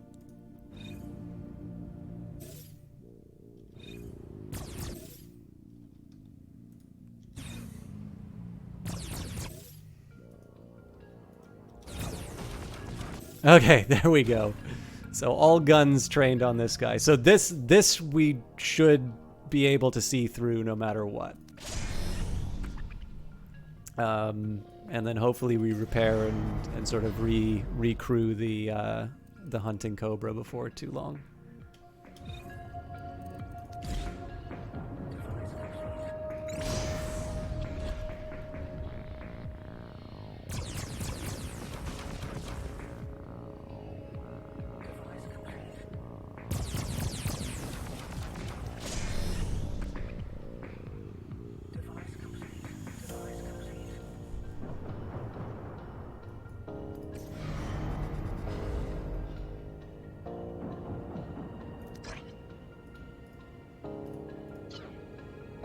Again, the one saving grace here is that the threat level is not very high.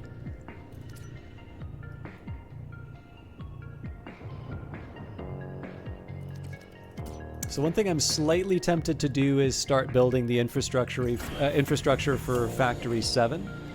I'm going to start it. I'm not necessarily going to get it online, but we can at least start laying some groundwork. And that's kind of assuming that we're in a little bit more of a a little bit more of a long haul than I think this is actually going to be.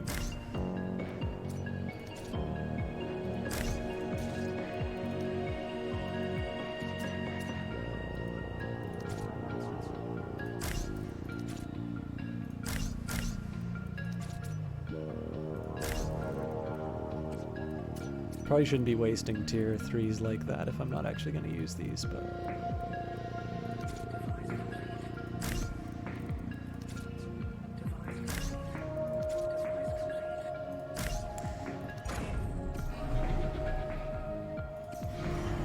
Okay, are you actually crewed up already?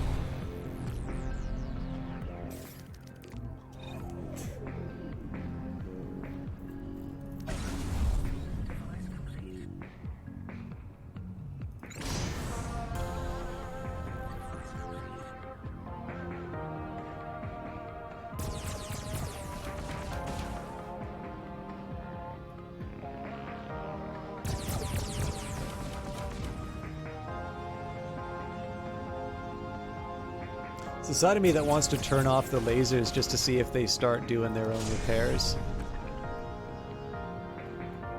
Okay, there's one crew on their way.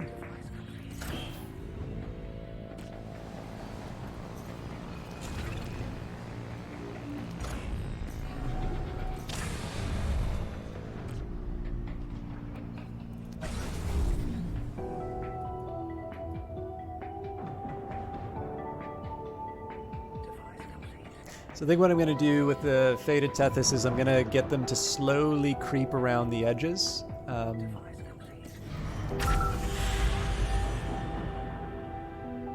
Actually, I guess the Hunting Cobra can do that now.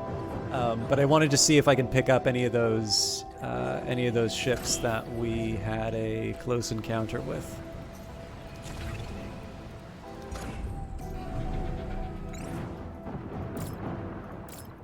Of course, the one thing I'd want to do more than anything is avoid the turret, but also I'm going to do a little window shopping. So ideally, I'll be able to build a new ship, and I'd like it to be one of these big level 3 monsters. But the catch is that these things cost, like, entry level is 5,000. The big argument here would be, so argument number 1 is I want to build one of these things so that I can put the largest number of large lasers on it so that these things just kind of hover over a turret and blast them to oblivion. Next one would be I want the largest hull strength that I can get. So in this case, the Caracas T-64. Then the question is, how am I going to get 9,000 credits? Am I willing to wait a few days for that? Or do, is the extra 40 health really worth it? So it's actually quite likely I'm going to go for the Ceramas IK333. I think this one I seem to recall actually has a pretty decent floor layout to be able to build something like that doesn't make you cry. And the Kunter I also think I had some success with, but I have a feeling we'll be able to cram whatever we need on whatever ship. That's not my biggest worry right now. Anyways, again, we got to give this a wide berth just so we can avoid getting shot by the turret. Well, looks like I'm gonna have to.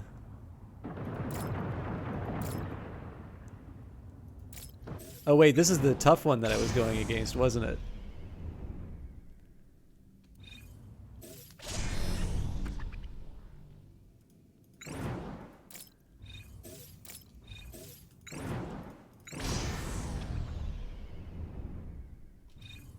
Nope, this thing's okay.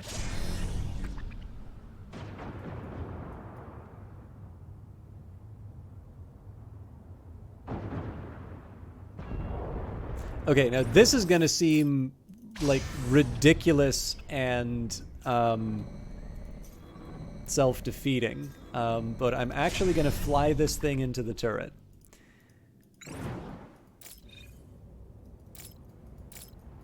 And I will show you why in a little bit. And I know there's going to be a patch that stops this from happening in future, and it's going to make me cry. But right now, I get a pretty good view of what I'm up against. Oh, actually, I am playing with fire here. What are my crew members up to when they do this? Okay, nope, they're repairing. So here's what I'm going to do. I'm going to go over the rebel turret.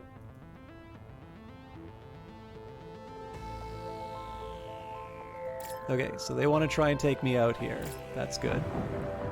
Oh, this thing's got weapons. I wasn't expecting that. Okay, we're back to all hands on deck.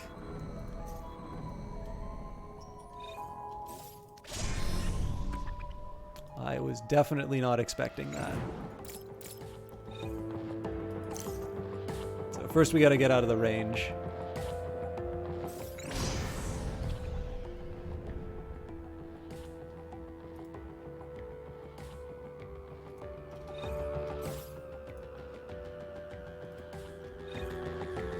So many offline.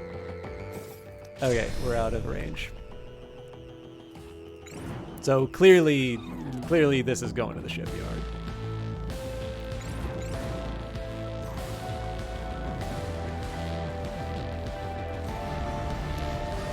But yeah, so the plan for the next little bit, repair first of all. Now the challenge is, of course, repair costs credits.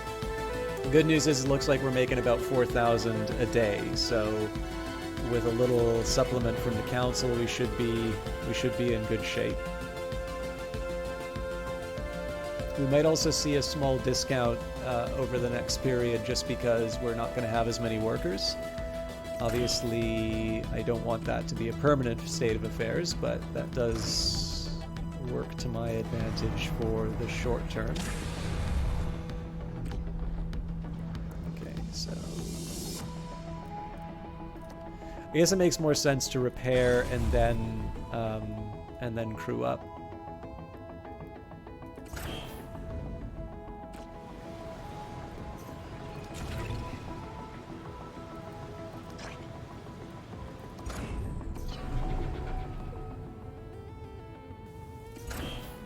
And again, I don't exactly have a ton that I want to do with these minerals right now other than turn them to level 3. Should get an idea of where I'm at. Yeah, we're still doing fine. So in this case here, this is really just laying the groundwork for the future.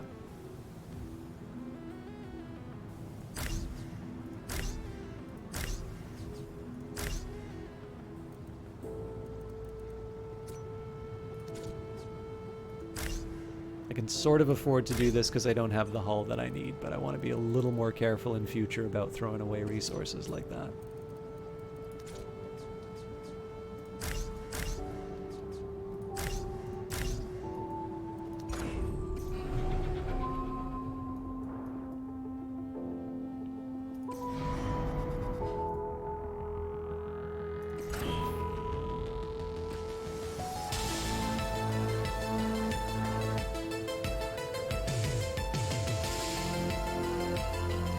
If you ever wondered where workers come from, you get to see right now.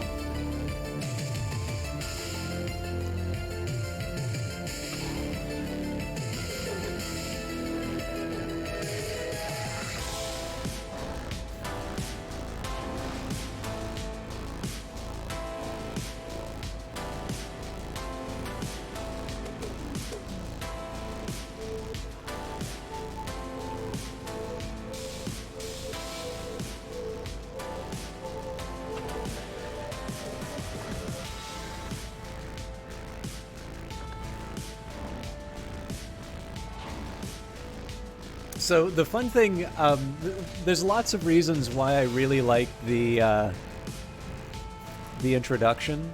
I'm curious. So it says there's a worker on its way. I'm gonna trust that the game isn't lying to me on that. Oh, looks like we've already repaired. Okay.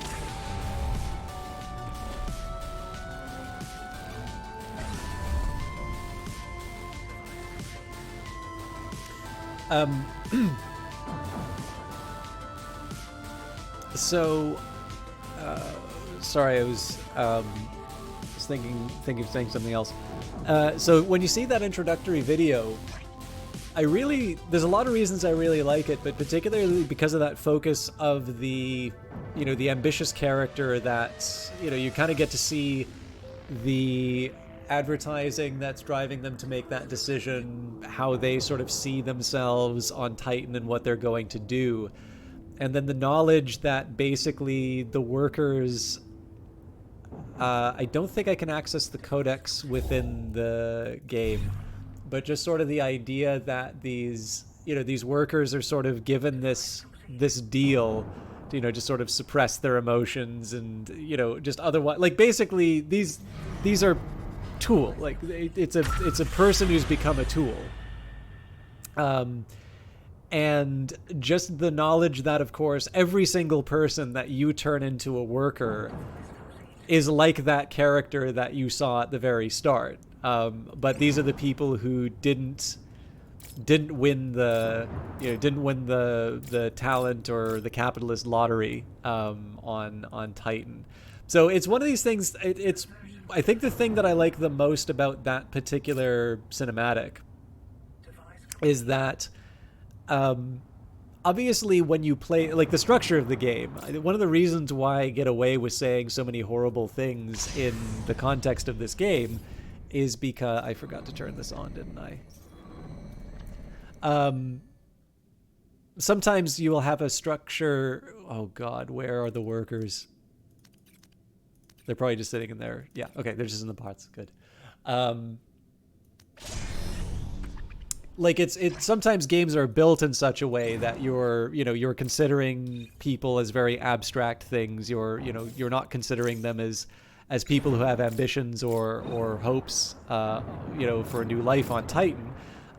Instead you see them as a thing with which you will enact your wishes. But if you take the time to look, you can see these really sort of meaningful little moments, right? Like every time you turn a worker into a worker, it's somebody who, I guess it's the capitalist equivalent of, wanting to become an actor in Hollywood, but not quite being able to make it for one reason or another. Okay, I'm gonna change the way I approach this.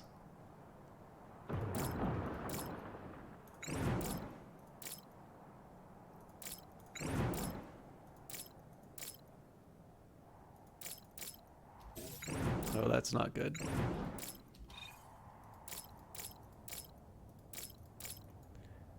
That's gonna mess up my plans, actually. Okay, well, you know what? We're gonna deal with it. Okay, no. Go back! Go back!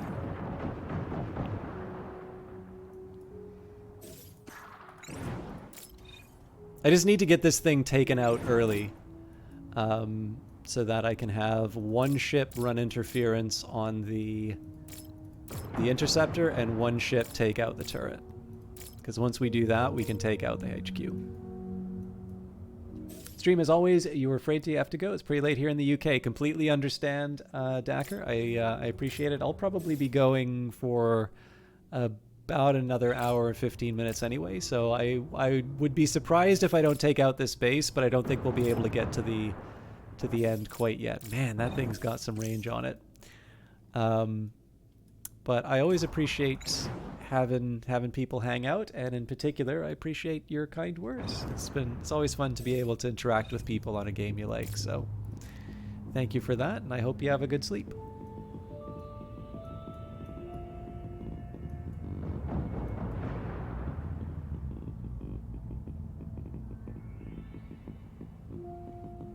So the hunting cobra is kind of the sacrificial lamb, the sacrificial cobra, on this particular fight.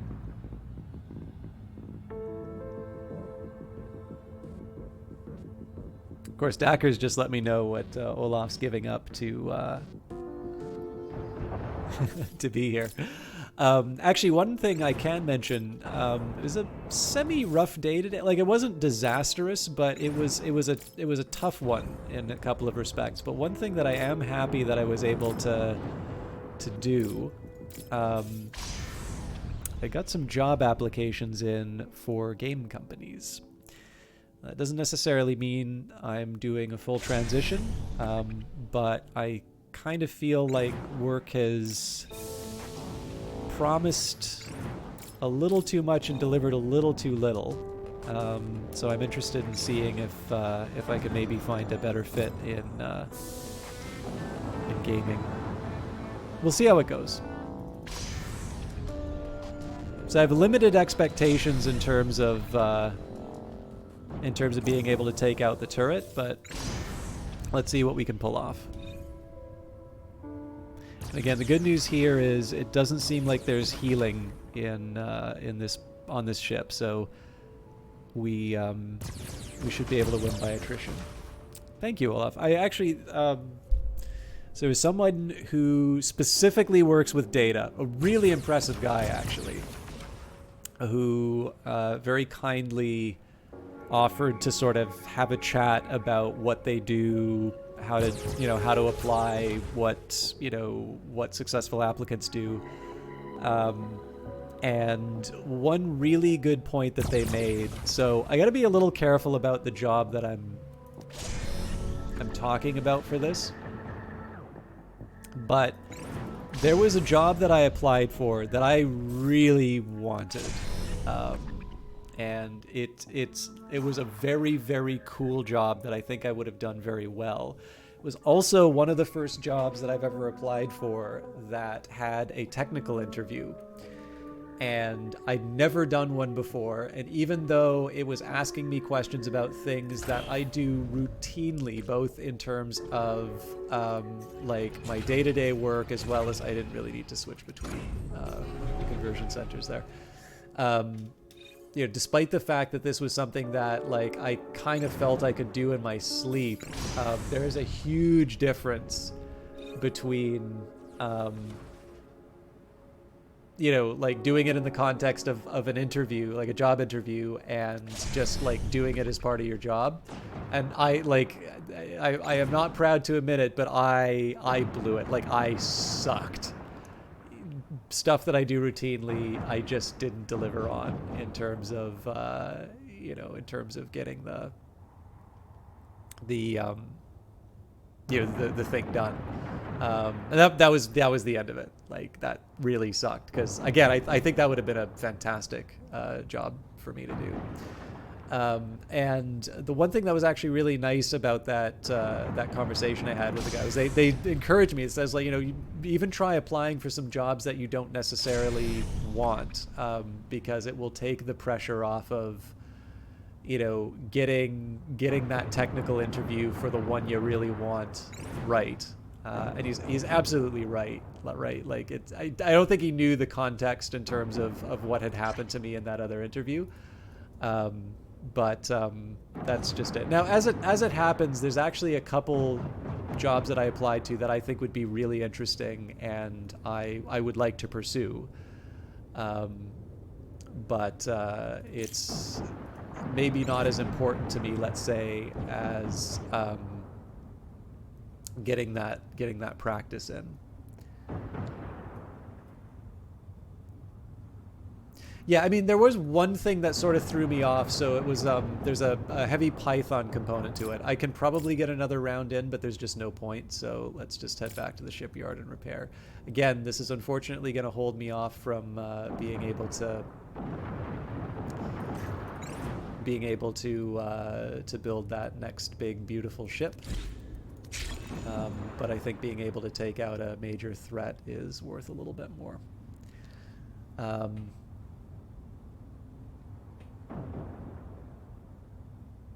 But yeah, I don't know, like, I gotta get some bodies here. The one thing that was weird about that interview was I'm definitely used to using the NumPy. I guess they call it the SciPy stack now, but like NumPy for data arrays and matrices and whatnot. And there were definitely a couple of questions aligned with that. And like, because it's, you know, a job that's related to stuff that I've done before, I kind of would have thought that those modules would have been available.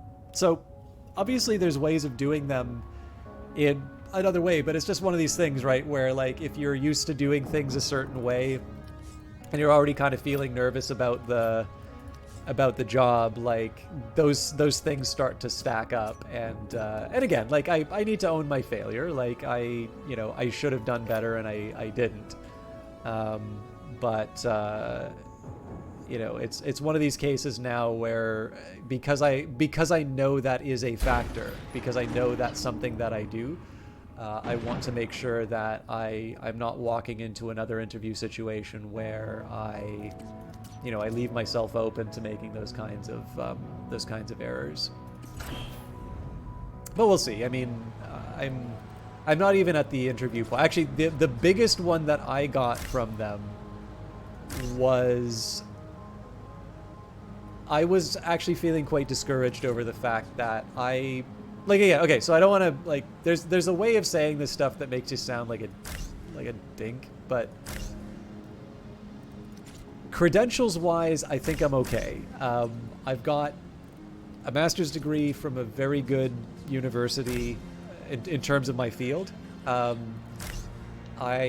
would also argue so where I work, there's definitely people who kind of like to make something of their PhDs, and I have learned that the credential doesn't necessarily mean that much, that there is definitely a way of not I'll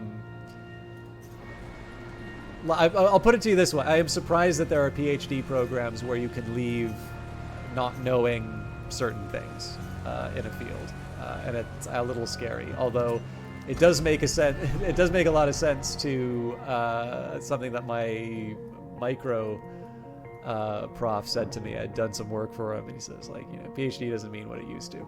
So I was like, okay, I think I understand this comment now. But, suffice to say, like, on paper, I don't necessarily think I am an objectively bad candidate, knowledge-wise, experience-wise. The only thing I don't have is gaming experience, and so I'd sort of made this inference that because I didn't have gaming stuff on my resume, it certainly couldn't be education that was keeping me from going through. And again, like, please keep in mind, I think there is a way to overrate the piece of paper. And I don't mean to overstate my abilities. I think the one thing that keeps econ so interesting for me is the fact that there is always something new to learn. But I feel very comfortable in a particular set of analysis and a particular set of problems. And that's one of the reasons why I find this potential gaming work so interesting. So one thing I need to realize is that I'm probably opening myself up to some pretty swift retaliation if I deliver the kill on the turret. I also think it's worth it. I think removing something that's gonna be threatening me is always a good idea. But yeah, no, he said is like, that. He says, like, that doesn't mean anything. It's like, let me know if there's something you're interested in here. I can make sure that, like, so apparently, like, there's the idea of there's the first screening thing, then there is the interview to see if you're actually what you say you are, then they actually start evaluating you as a candidate and so on. So he said is like, if there's something you see here that you want, let me know. We can make sure that at least a proper human being, like, looks and has a talk with you.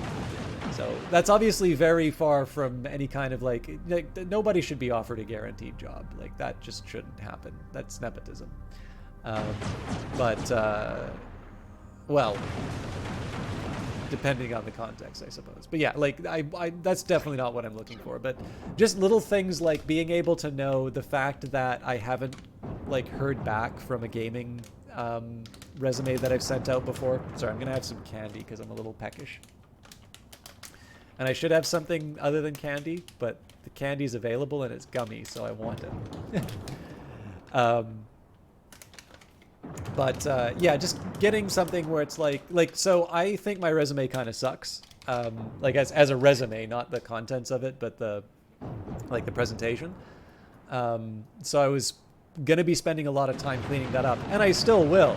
But knowing that I don't need to focus on that, and instead I need to, I need to make sure that I am able to not just get it in front of somebody who is actually in a decision-making role, but also to be prepared for this later stuff that I hadn't really thought about, i.e., technical interviews and such.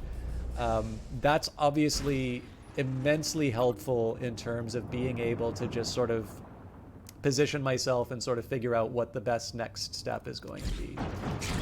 Okay, we're almost at the end of the workday, so I'm gonna quickly buy a new hull. But yeah, no, it's one of these things, like, I'm immensely grateful that... I mean, I also just got to learn a little bit about some of the stuff that they did, and I think the stuff that they do is very cool. But more importantly, the fact that somebody like that was willing to take the time and, have a conversation about this stuff and find out, just generally get an idea in terms of where I should be focusing, I think is first of all, very generous of them. But number two, it's left me with quite a bit more confidence than I had going in. All right, the Serimas IK-333, originally designated by Cherena Pin, who later became infamous for being a key player in the destruction of a major rebel faction.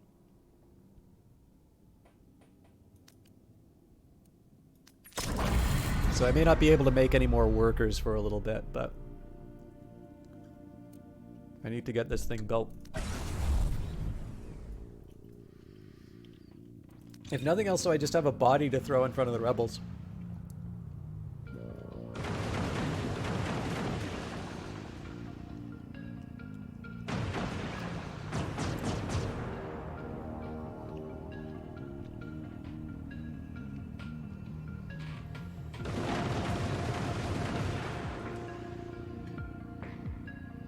Sorry, I don't like eating into the mic, but...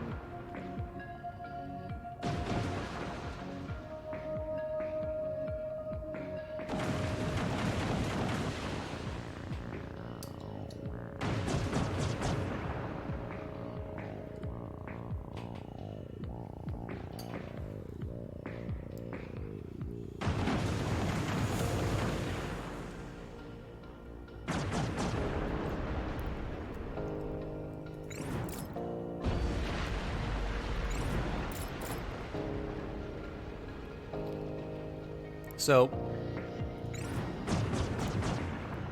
I think we should keep the pressure going on the Rebel HQ. I think we should also make sure that we're repaired, because that already went up to 41%. So killing Rebel HQ is definitely a priority. Making sure I have a fleet to be able to absorb the retaliation is also a big deal. The other thing too, right, is like I don't need to so having worked in film.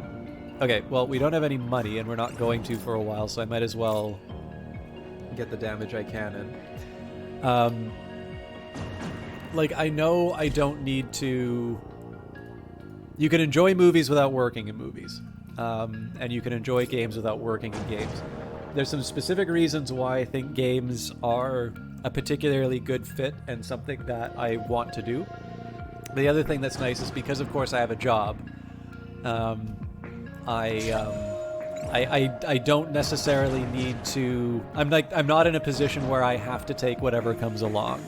If I feel there's a good fit, then I can, I can move forward. And if I don't think it's a good fit, I can continue to search. And obviously, not everybody is in that. Not everybody's in that position.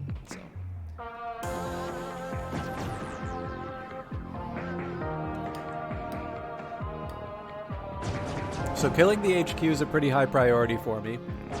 I'm hoping it doesn't generate 60 threat.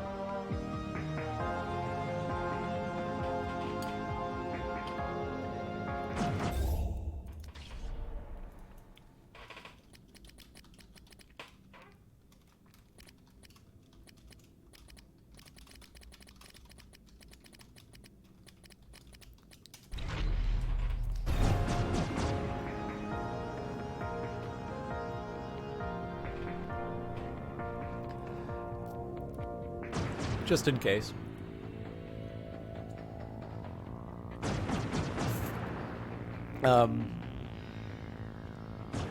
Yeah, I don't know though. Like, I like the idea of being able to make some progress on attacking stuff rather than just sitting around waiting to get money to repair my ship. I don't know if I want to take out the shipyard. So the thing is, like, Rebel HQ, I believe, can build new turrets. I believe if you get rid of the Rebel HQ, it won't build turrets anymore. So I'm...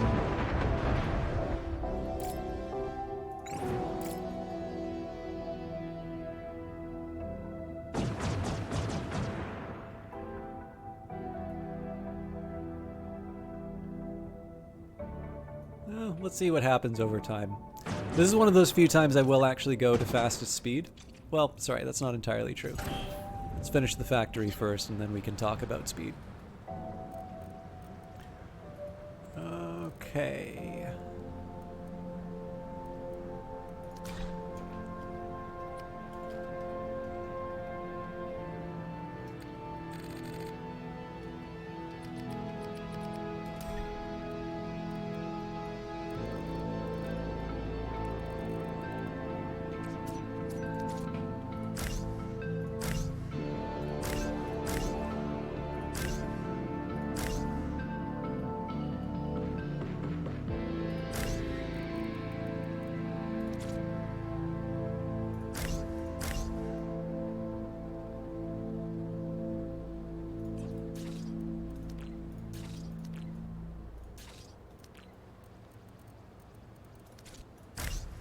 So I'm just building storage containers for all the sort of final and intermediate goods. I don't want this thing actually hooked up to the grid yet, just for energy. Unless it's already... No, it can't be. How is this thing generating power? There isn't a bridge in it.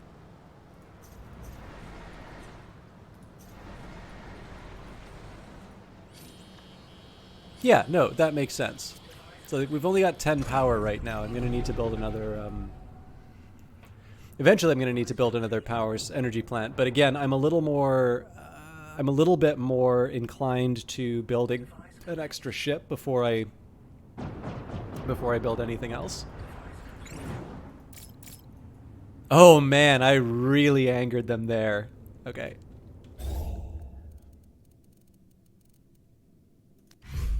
So I'm gonna go back to an auto. I was a little curious how provocative that attack would be. Weather on Titan is famously unpredictable, and it isn't wise to get caught without protective gear.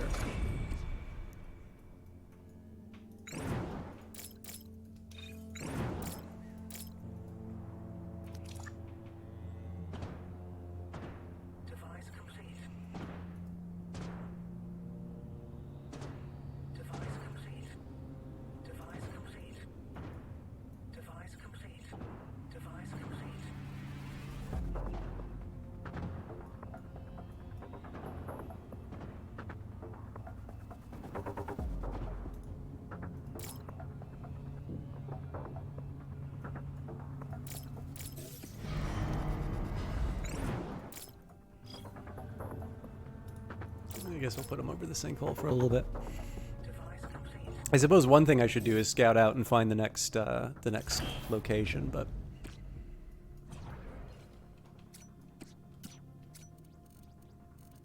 yeah. So first step is just to find a place to store all the final and intermediate goods.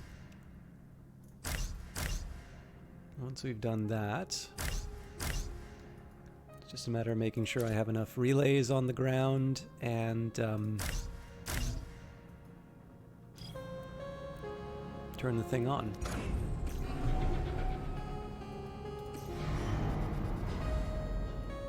This number's already getting pretty scary. Oh, that's a shame. I really thought... okay. So I should have saved some of those minerals for this ship. So, let's think a little bit. I'm going to grab my... actually don't have my... oh, crumbs. I'm I'm going to be back in just a second. It's not like a formal break, but I do need to find something real quick.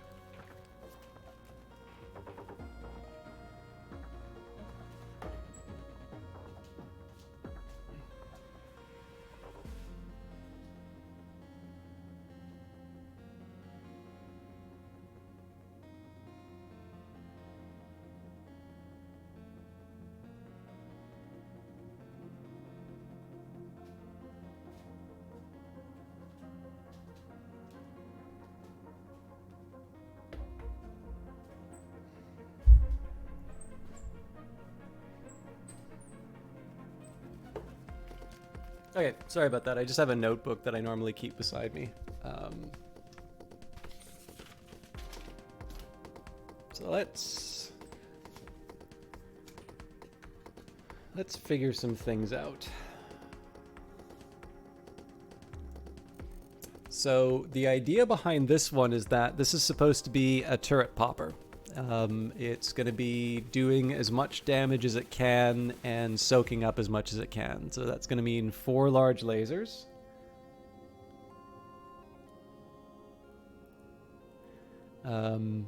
Which means 12 power. And that's going to mean a minimum of 2 life support. Actually, with that in mind, okay, so 2 life support will cover me. I wonder if I can get away with just 2. The thing is, there's also so much stuff, so maybe I should do 3 life support. Now, that's important to keep in mind because I only have 10 artifacts. So that's going to mean that I either need to start paying really close attention to my workers and making sure they don't die, or I need to have expansion plans to find a way of getting access to new artifacts. This is one thing I actually rather like about playing on hard mode here. Admittedly, this is a new map type as well, where I'm actually needing to make some very specific decisions about where I'm putting my resources. So while I still sort of feel that the intensity of the rebel waves is maybe a little aggressive, at least at the very least for things like destroying. I put it to you this way: like the fact that I destroy a rebel base seems to have basically filled up the rebel threat meter, and I'm not talking about the HQ. The HQ makes sense, but like destroying the camps, to me, I don't see a direct strategic advantage from that. And yet doing so seems to have now pushed me to wave 6, where I would be facing wave 5 next under normal circumstances. So I'm still trying to figure out exactly how I feel about that. Right now, I don't feel particularly good, but it might be that there's a subtlety that I'm sort of missing in there. But that like overall, I think it's interesting to have to think on a much more short-term scale. I will admit my general temperament is actually to play on normal difficulty so I can stop and smell the roses and build a city. I actually feel that the hard difficulty has sort of kept me from building an interesting city, because doing so is, very costly in terms of time and resources. But I suspect that's also probably going to be dealt with as the victory conditions go through, because like right now it's just a matter of taking out camps. So anyways, as a paper number, let's say 3 life support. So that's going to be an additional 3 power. So we need at least 15. What else? Well, I got to have a med bay. So 16.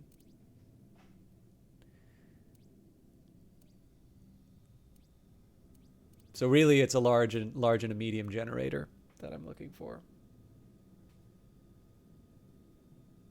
Which means things are going to get really cramped really quick. And that, of course, implies that I'm going to be generating 5 fuel. And if you recall, that has not worked very well for me here. Well, I'm not generating. How much fuel do I think I'm generating here? 1, 2, 3. What?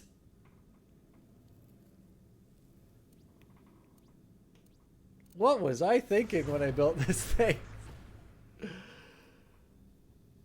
Okay. So yeah, large and medium generator, big fuel fab, 3 life support, 4 lasers, partridge in a pear tree, all that.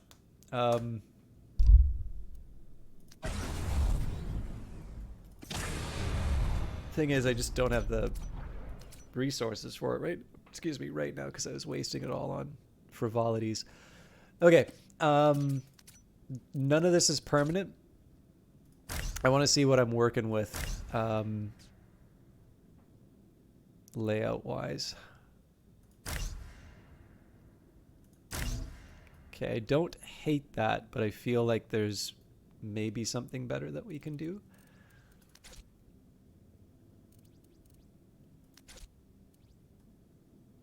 Okay, this is a good spot for a large.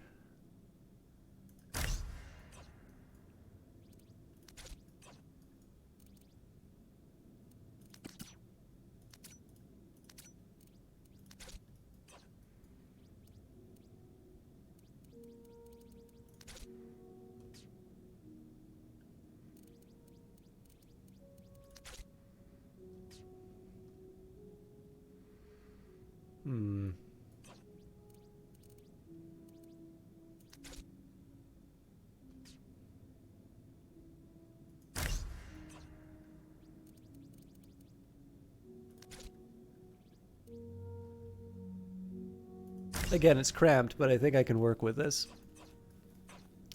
Okay, so the next thing I want to worry about is relays for everything. And of course, the really important step here is going to be medium relays, medium relays, medium relays, or sorry, large relays, large relays, large relays. And this is because if I don't, we get hit in the right sensitive bits, and it's all over. I really hope we get proper coverage out of this.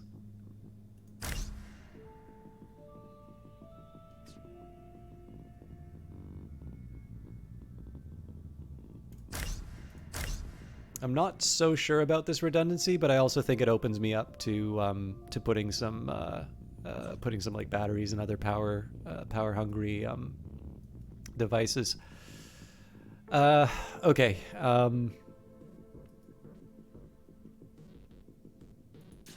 Again, don't love it, don't hate it though. So let's worry about that life support. Now that's a 5 minerals affair. I mean, I suppose... Well, let's see what... Can I get away cramming some of the stuff in a corner somewhere? Not really. Sort of. I still need to find a place to put engines and such, so let's not spend real estate that we don't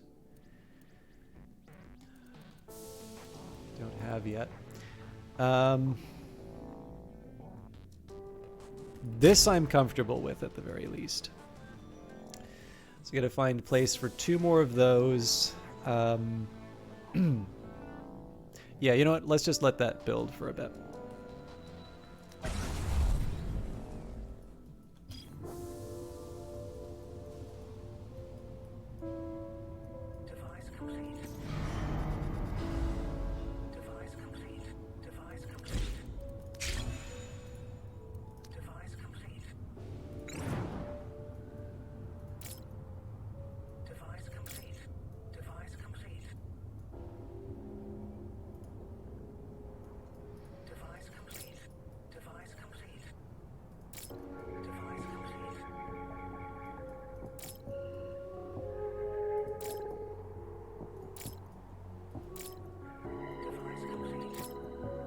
Again, this is just a scouting trip for the rebel base. I am going to need to get home at some point. This is going to be a really tough batch of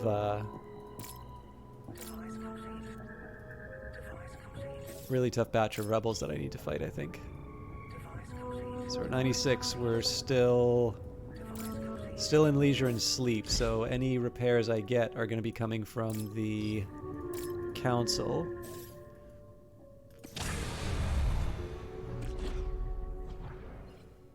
And I'm still waiting to build this monstrosity. Okay, we still have a little bit of room to maneuver here, so I can tolerate that. 97%. Probably shouldn't be hunting rebels right now. Just taking a little peek.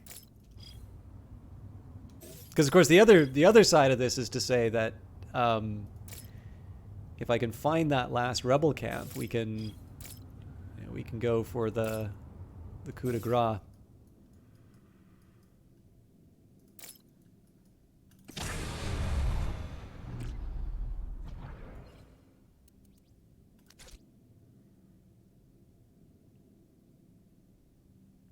Okay, so life support here. Medical pod here. So for essentials, we're covered.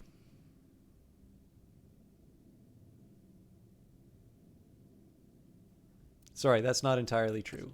I need to put down crew pods.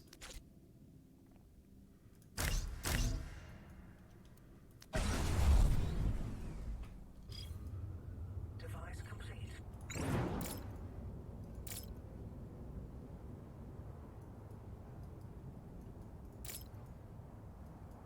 Device complete.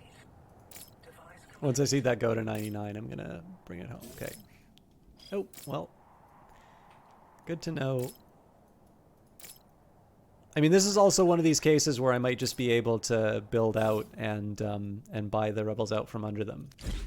Okay, we're gonna repair this as far as we can.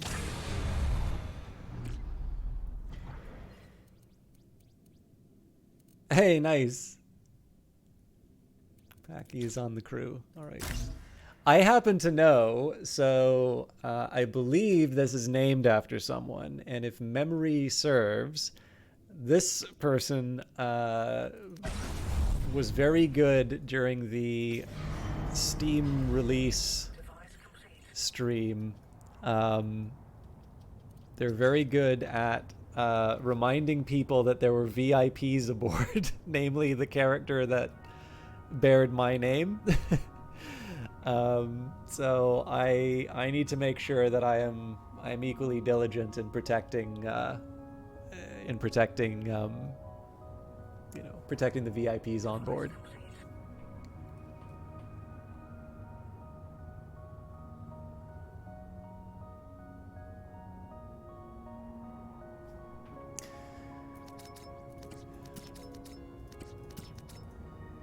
Trying to decide whether or not I want to keep extracting.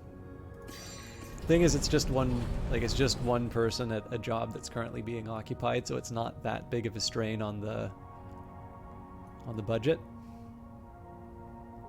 Like the work budget, I mean. I guess the one thing I can do is. Oh, that's right. We didn't pay our workers, so we can't run with that. Okay, looks like the threat level went down a little bit too. I'm assuming because I'm in poverty.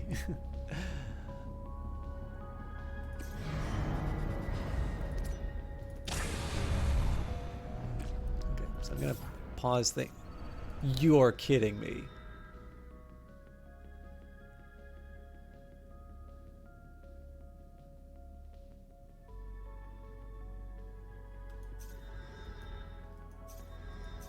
So how is this thing powered?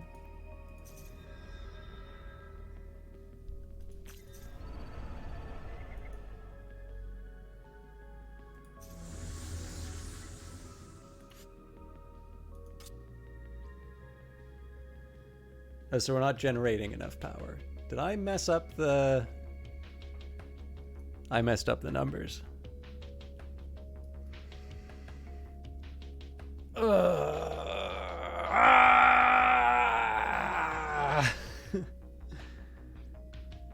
That sucks.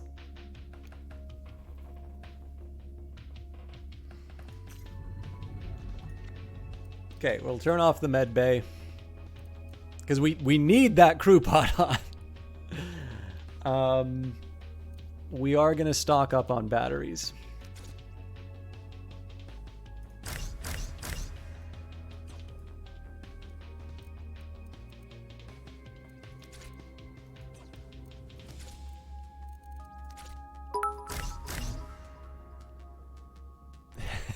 Thank you, Olaf. How did I get that wrong?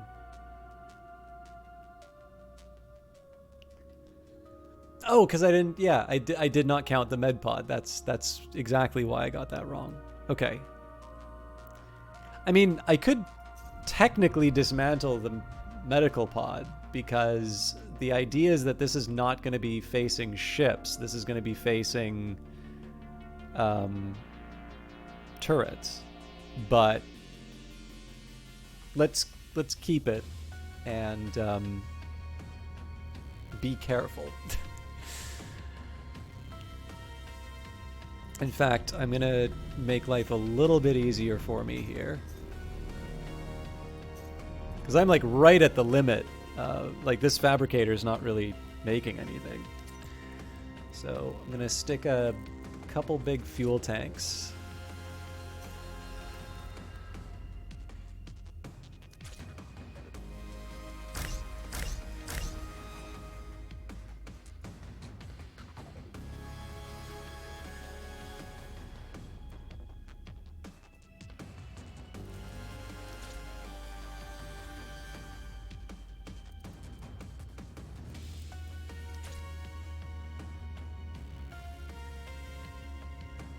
These are pretty high priorities to build. And then I'm going to take the batteries and... Like, I definitely have had a habit in the past of going crazy with the batteries. I'm going to try and avoid doing that. But it's really clear that this ship in particular is going to be a bit more reliant on batteries than stuff that I've built in the past. So again, I want to be mindful of my needs.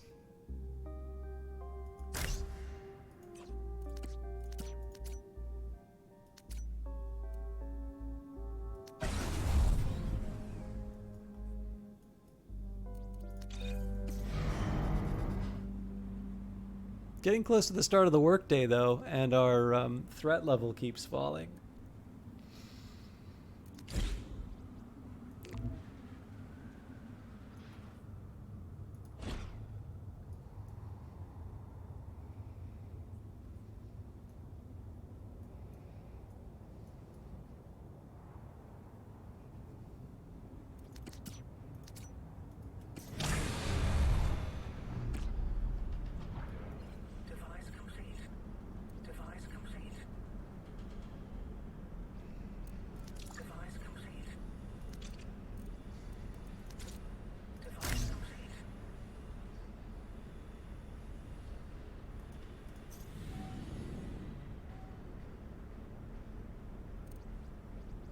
Okay, so we should be good for crew. Yeah, so this is just a question of batteries, and then we're golden.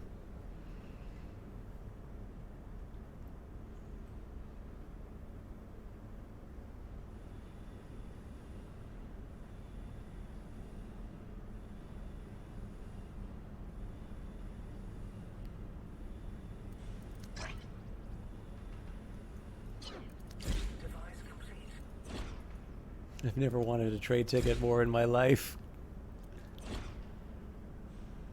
Actually, this would be an interesting thing. I wonder if there's something... So you've got buildings that will give you extra influence, but I wonder if there would be any sense in implementing something that will increase your rate for trade tickets.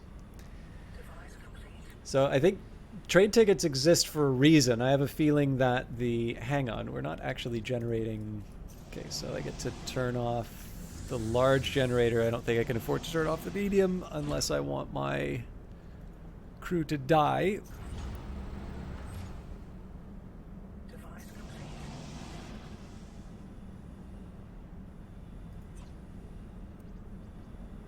Device complete.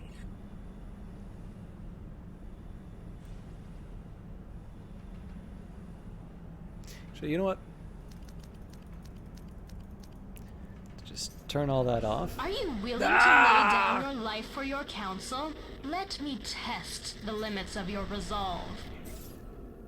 Okay.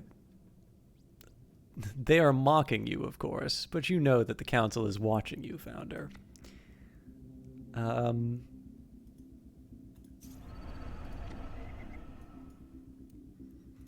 Sorry, I pronounced that incorrectly as well. It says, they are mocking you, of course, but know that the council is watching you, Founder.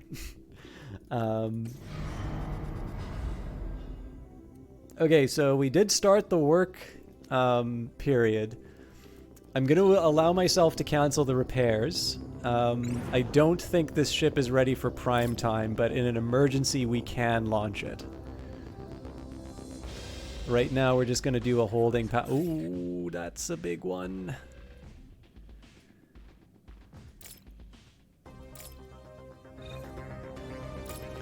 Let's see what else we're dealing with.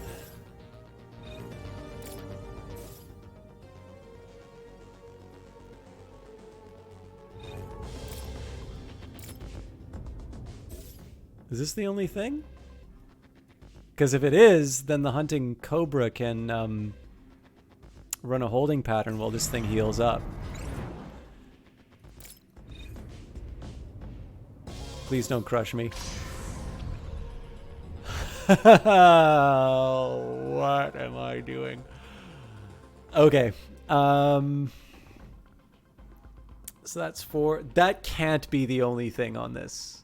There's no way that they're only taking a 4 light laser attack on me. Okay, so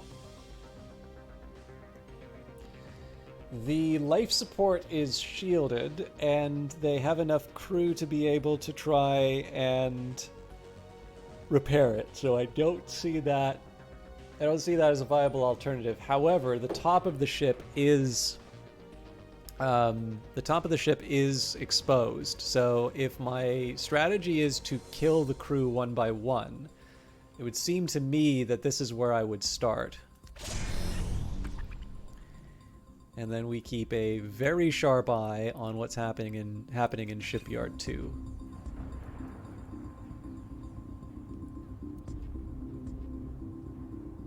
Oh, there are companions. Okay, you know what? We're just gonna throw out the possibility of that fight. Let's see if we can fare better against the Nomad Alliance.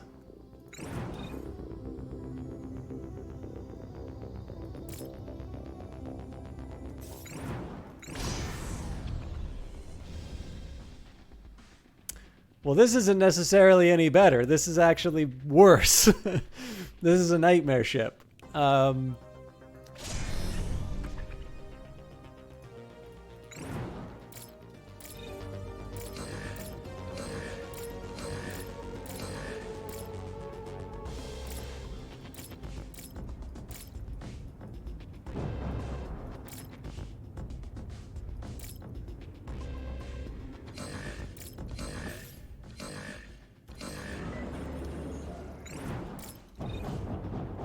Ooh. Yikes, that's gonna sting.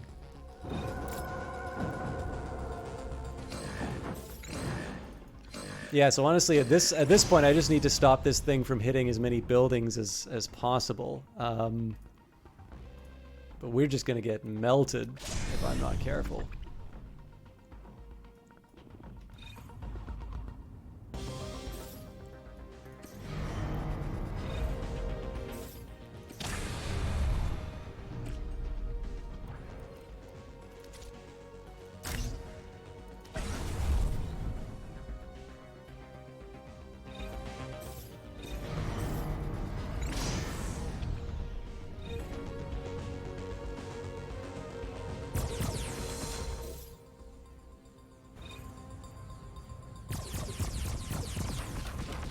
Look at that hull vanish.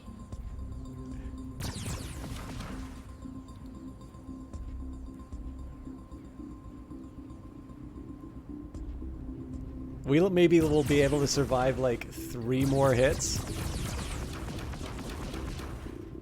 Yeah, they already killed an employee, so I'm already down a gun.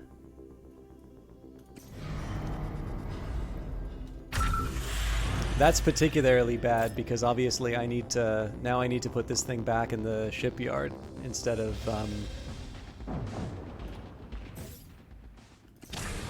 fulfilling objectives.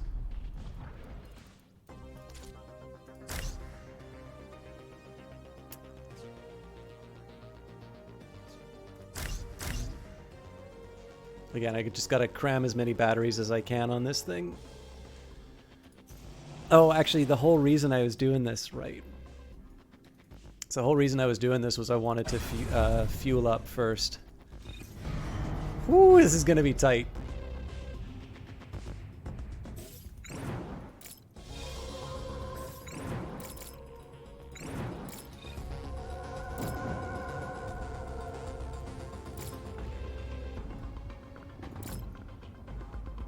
Oh, they're going nuts. There's like nothing good they can be shooting, so...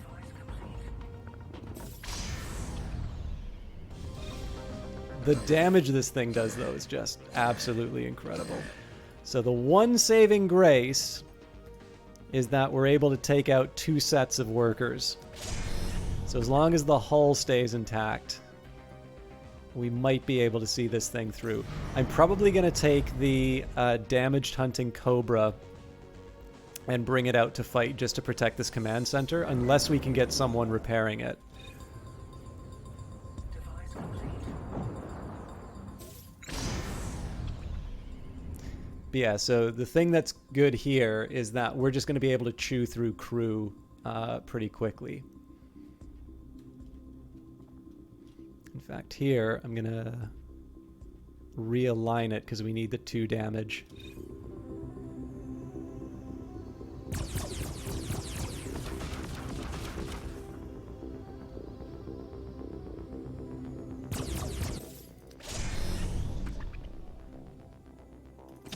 So I think that little bit of neglect just cost me my...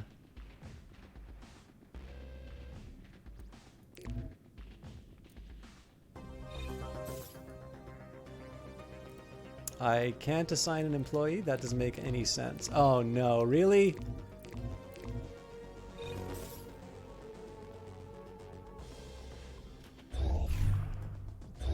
Okay, I'm sorry to do this. I'm actually gonna reload. I thought hitting minus would allow me to add someone back, but it didn't. So I'm gonna pull the thing away from the command center and then do the repair.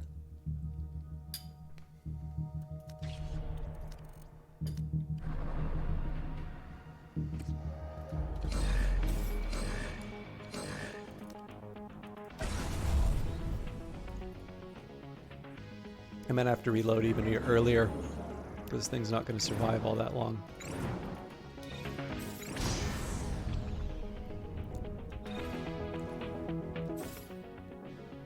Cool.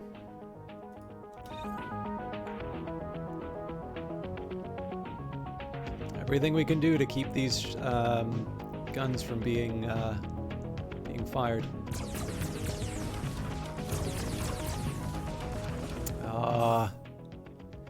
They dodged the kill.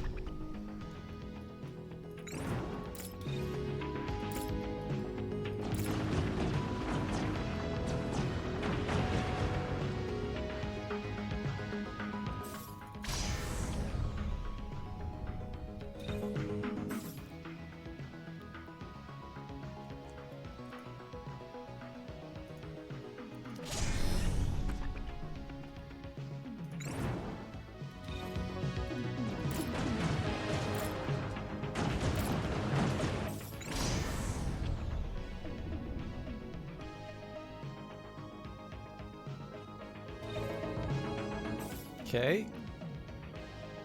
Looking good.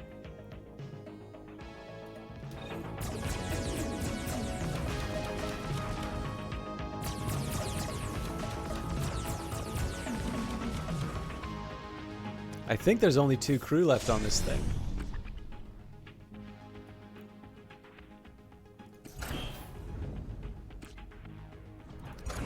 Wrong building.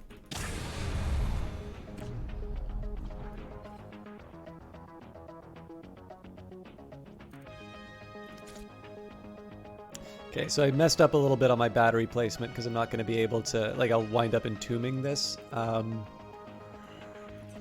So I guess the question here is how much more do I want battery-wise? I do have a couple places I can stick them, but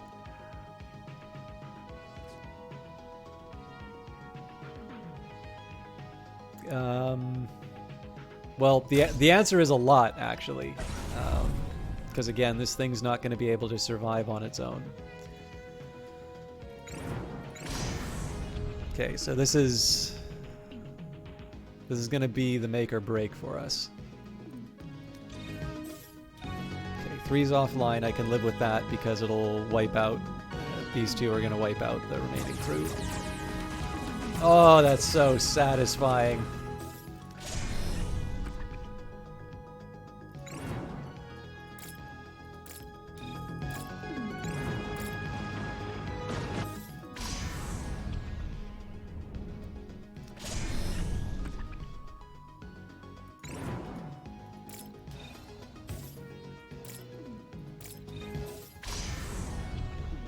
Hey, leave me alone.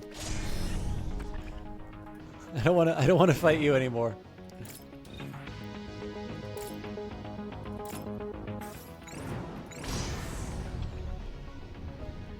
Okay, hopefully this is Child's Play. This definitely seems more like something that I'm designed to deal with.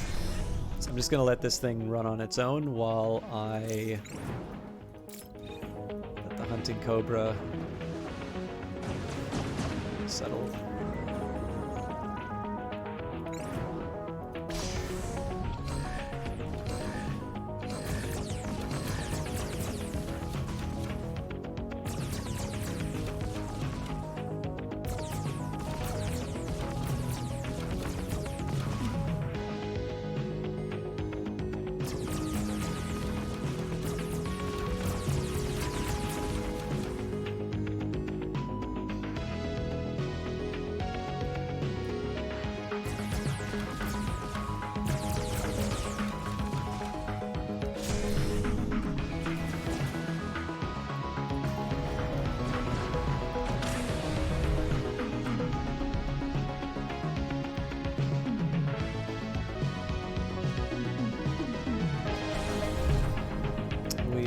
Full up on influence. Let's get a couple planes in. Holy smokes, these might save me.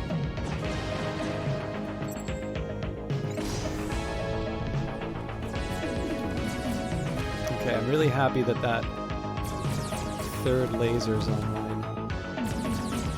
Oh, hang on. I'm ignoring. There's a perfectly viable target up there.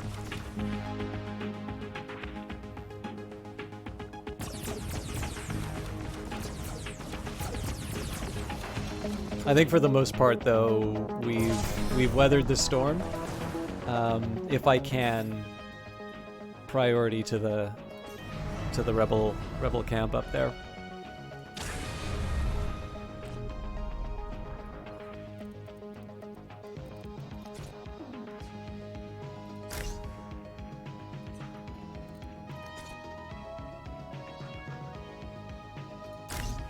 So one more battery there, and I think we are good to go, and I'll save this as a template, because if I can, I'd like to be able to send another one after the rebels.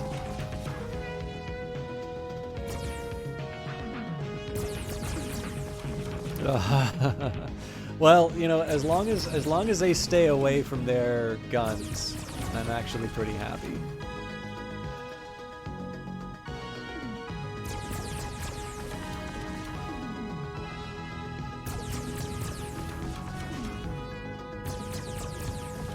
Okay, we're going to do something a little counterintuitive here. I'm actually going to turn off the medium laser. I'm going to turn off all but one of these lasers right now.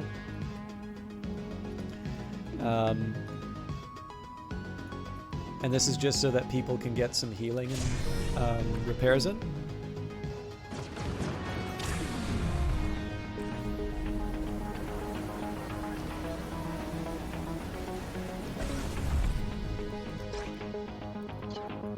It would have been great to convert an employee because we could have gotten that 5. That was not to be for today. And 1 artifact, but you know what? It's what I needed. So... Okay, we've got our 3rd body. We're ready to roll. So this is going to take forever, obviously.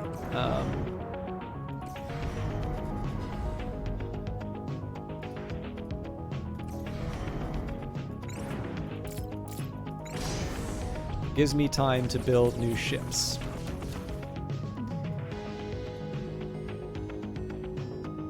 Okay, that's about as repaired as we're gonna get, so we can turn everything back on. I can turn off the medical pod. Preserve a little bit of power, and I don't think I can get away... It would be nice if I could get away with turning off the generator. Okay.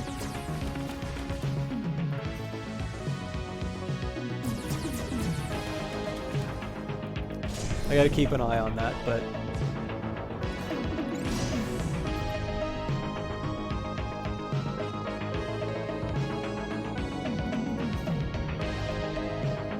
Now here I can't afford to turn off the generator. Well, we might as well turn on the medical pod. My batteries are already at full. Okay, so let's keep building those battery packs. They ninja'd that out from under me.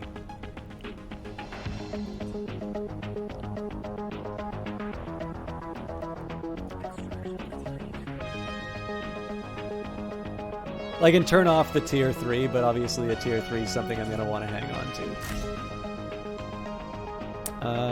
Okay, I hate to admit it, there's room for another battery pack over here, so I got to take it. Although, it looks like we are completely full fuel-wise, so we can now afford to turn on...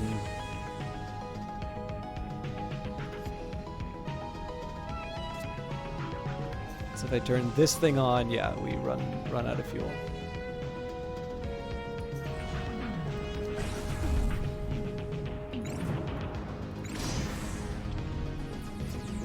Still doing okay battery-wise, so...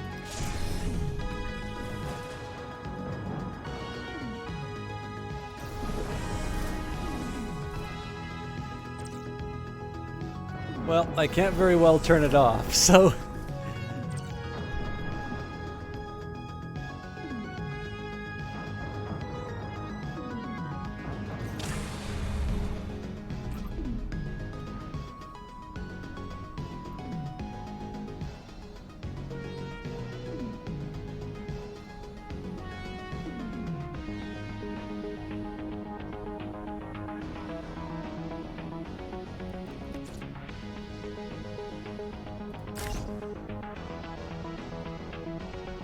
Just one more.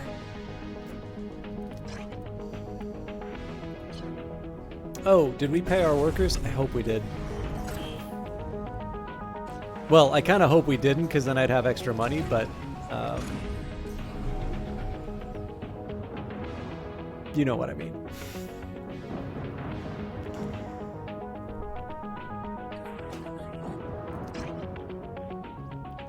Yeah, if it was a little quicker on the draw on that, I would have had a nice 5-sized ship to swell my workers' ranks. Such is life.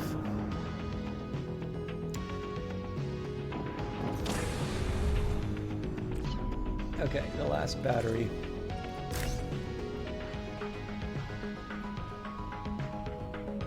Then, of course, I have to turn all this stuff on, but...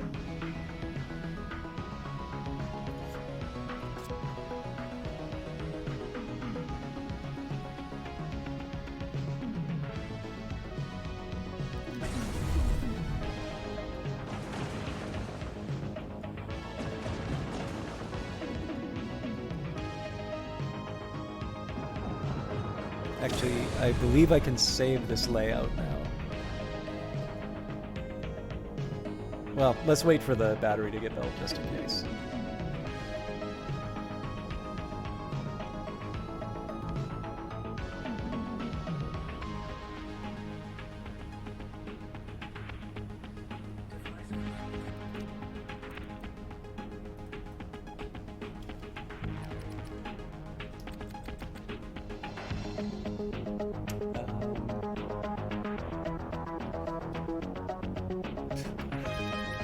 Call it the Smasher.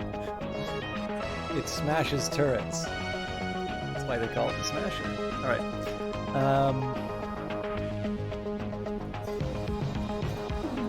I think we can afford to at least turn the life support on at this point.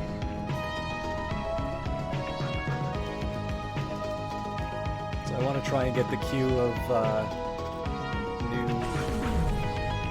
new workers started as soon as I can. One slightly counterintuitive thing that I'm going to do as well is, after the Solar Clipper's taken out, I'm actually going to get the Fated Tethys. I'm going to repair it, rather than end the encounter with the Rebels right away. It's mostly just so that I have my ducks in a row, and we're ready to make a move on the Rebels as soon as possible.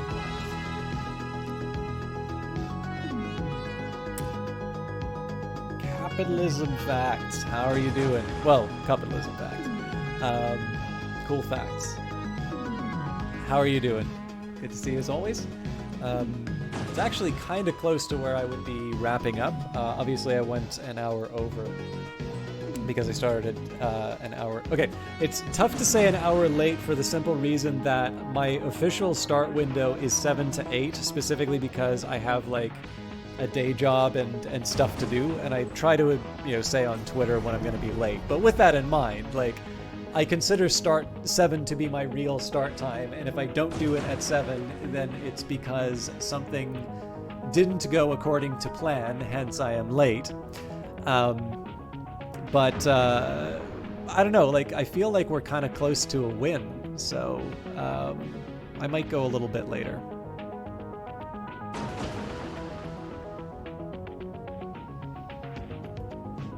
I'd really love to buy some more trucks, but I don't quite think I don't know, like, financially, I just don't think I'm in a spot where I can afford to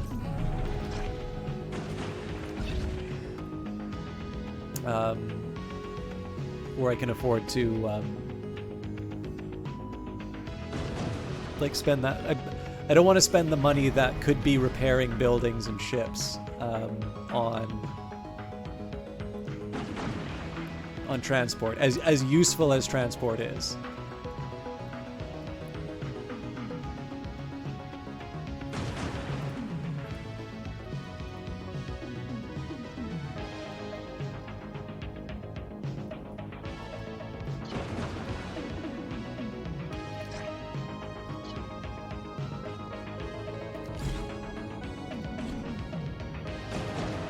It's really interesting how scarce artifacts are on this map. Like, it's a very different way of playing, for sure.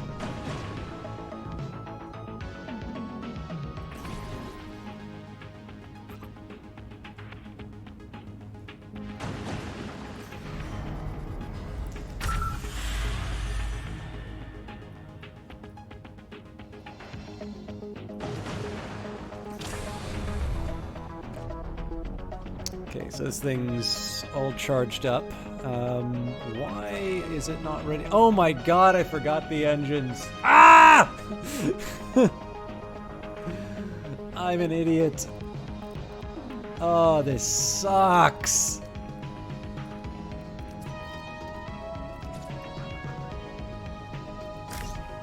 Oh, this is not what I had in mind for this ship.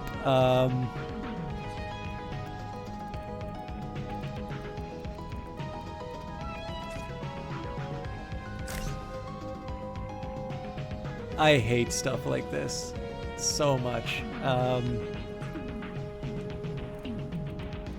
2 engines is not going to be enough on it, though.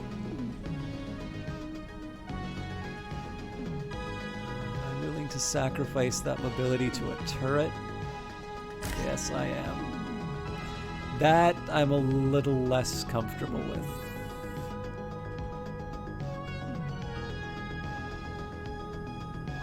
I really didn't leave myself a lot of room to maneuver, but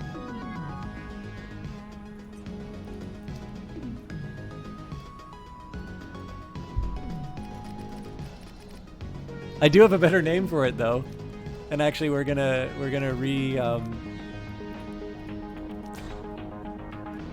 it's both the Janky Hammer class and it's also the name of its first implementation. Okay, so I'm gonna move this ship over here to sort of refuel and get everything ready to go.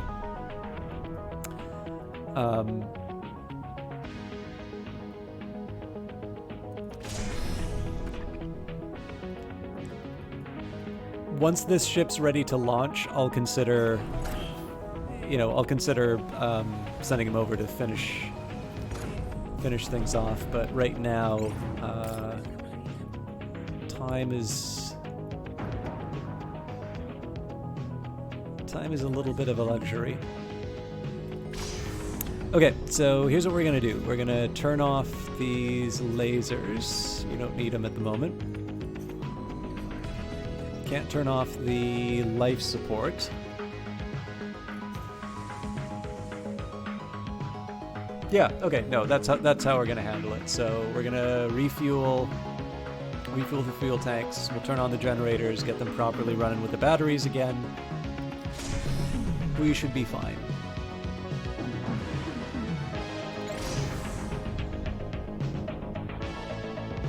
We do have a little bit of a fuel problem here, but nothing we can't handle. This looks ridiculous. This feels like this should be a level somewhere. Maybe they'll go like Dwarf Fortress and they'll have like the rogue style game component to it, so that you can like have a boarding party and run through. This would be an amazing level with Burning Ship. How much do these things do per shot? It's like 1 or 2. It's respectable. Okay. Oh, and the big one's ready to go.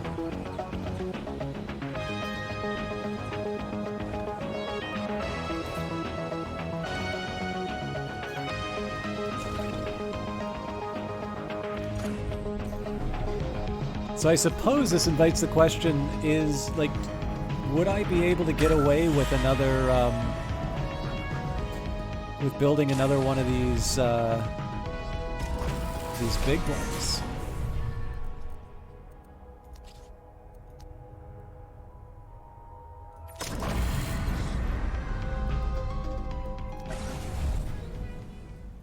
This loss is a lesson, and when I am victorious, I will remember it. All right.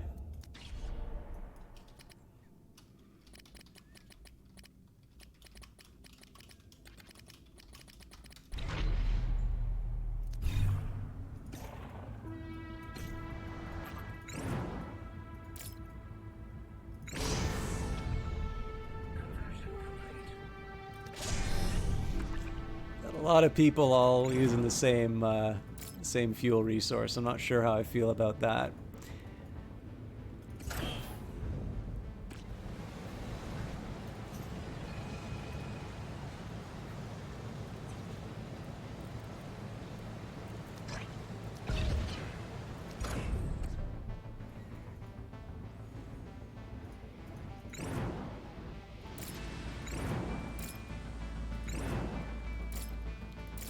Okay, so the first thing we got to do is eliminate any of the... I mean, so one thing we can do is just do a straight rush on the headquarters. That's not the smart thing to do, obviously. Okay, so this kind of seems to be on its own, so we're going to take the Janky Hammer and we're going to aim it at that turret. So obviously we need to turn the weaponry on now.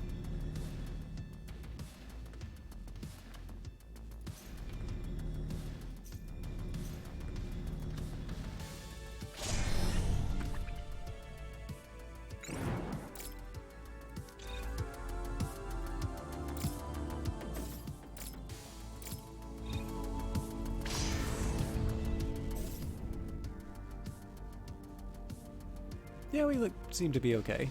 I'll let the batteries charge a little bit more, I think.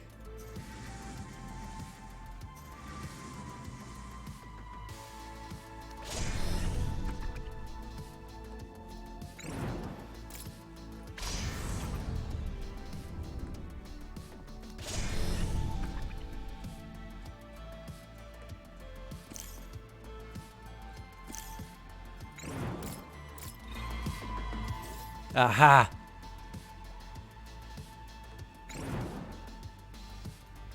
Okay, so here's what we're gonna do. Little ship goes after the no. Oh, there's already more than one. Okay, you know what? We're gonna ignore it. We're just gonna get the janky hammer to take out the. Okay, nope. They got friends.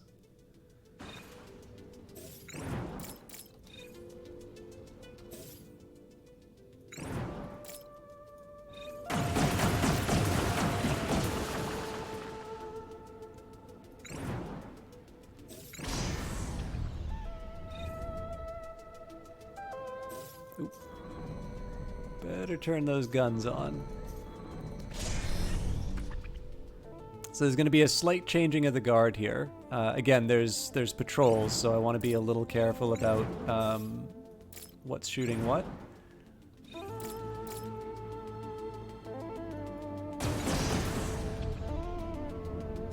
But again, we're going to want to get rid of these patrols at some point anyway, so let's just... Oh, perfect. Yeah, so we're going to slap them straighten the lasers, and they'll either be disabled or we'll kill the users. This won't be that hard. Now, obviously, this isn't the turret I'm really worried about, but it's the one that's most available. So.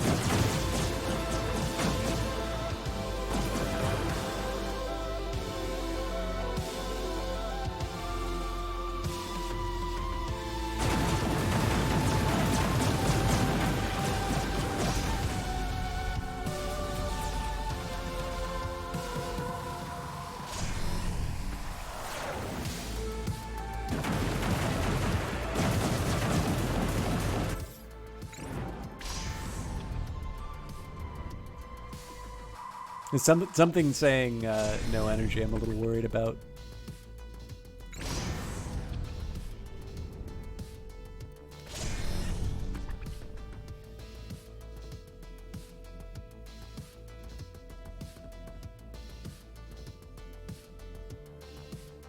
What about my little guy?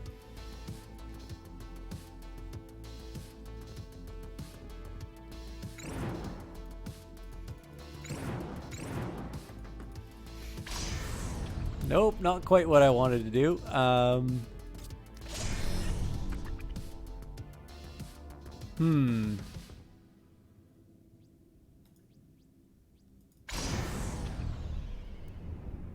Yeah, I'm trying to deal with whatever says no energy. I don't think that's going to be possible here, though. I think they sort of perfectly line up over each other, so I'm not going to be able to point to the...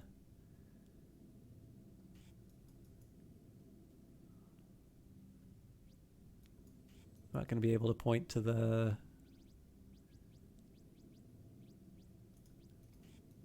Okay, well... Best I can hope for... Okay, this I'm fine with because it's a med bay. That's actually, you know what? We're in the middle of a fight, so let's turn that med pod back on. It'll be a battery drain, but we can recover that. And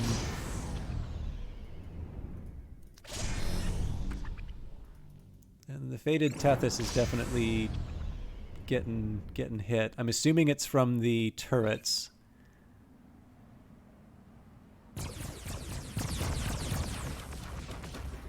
Ooh, yeah, that really stings. Okay.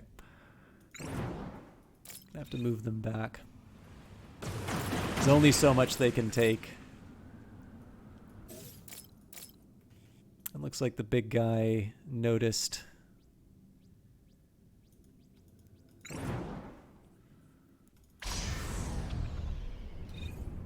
Okay, so I'm kind of happy that they're still attacking the turret. I'm not crazy about the fact that my little guy is going to take the full brunt. So, wow, does it really take up the whole model for the... Okay. I really do not want to end the...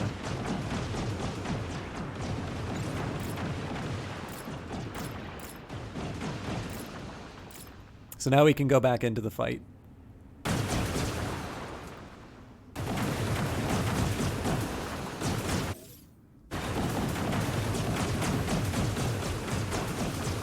My little guy's definitely taking some pretty heavy damage though. Okay, conversion complete, music to my ears. If we can at least take this turret down, that's a win for us. There's going to be a pretty big bill after. But when all is said and done, we're also going to have a bigger, a really big ship ready to punch the rebels with too.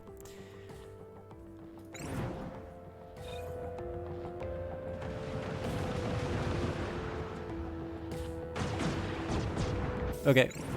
I'm actually going to take the janky hammer and send it straight after the... Okay.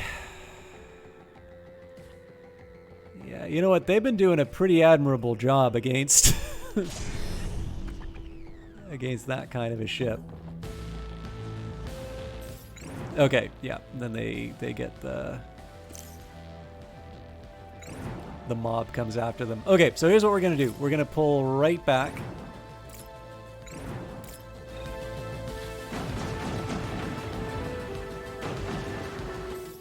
And the best we can hope for here is that they give chase.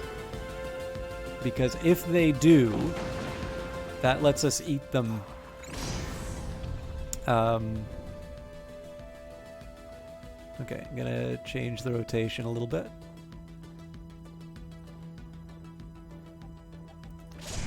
That lets us eat them out of their defensive areas. And so one thing we might be able to do is overwhelm them with our navy.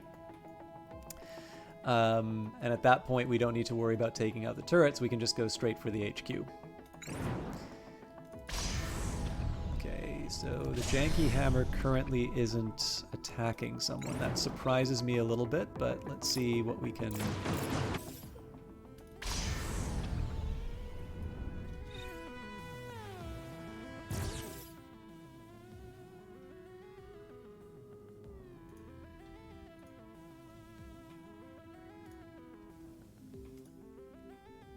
It is what it is, right? Like,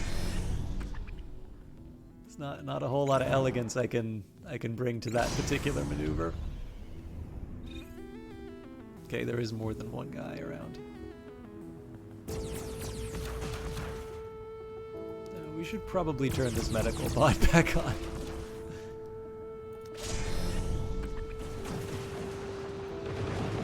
Ah, crap.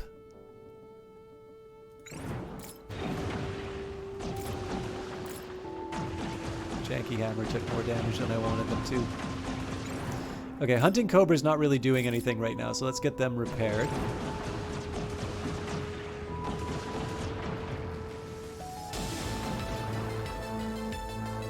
I am convinced that we will still be able to beat them at this, so I'm just gonna leave it be.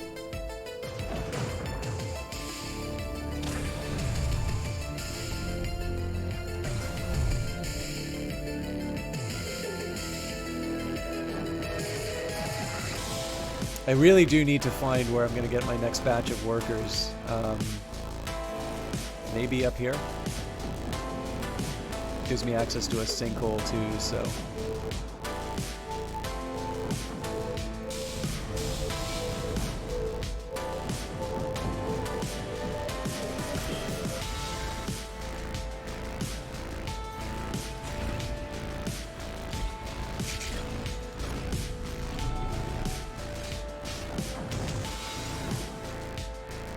The good news is we're going to have a lot of cash to repair everything with. And of course, because this is the final rebel camp, I'm completely willing to decimate my workforce to be able to fill up the ship that we're building in Shipyard 2.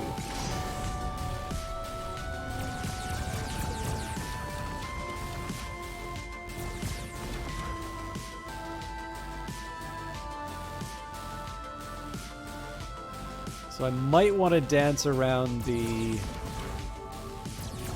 Yeah, you know what? I've been doing this in a very silly way. So this is clearly the smarter way to attack these.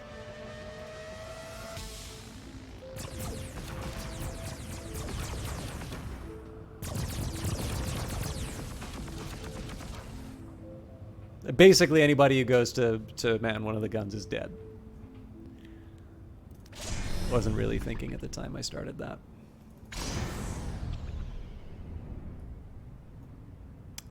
This is the wrong weapon.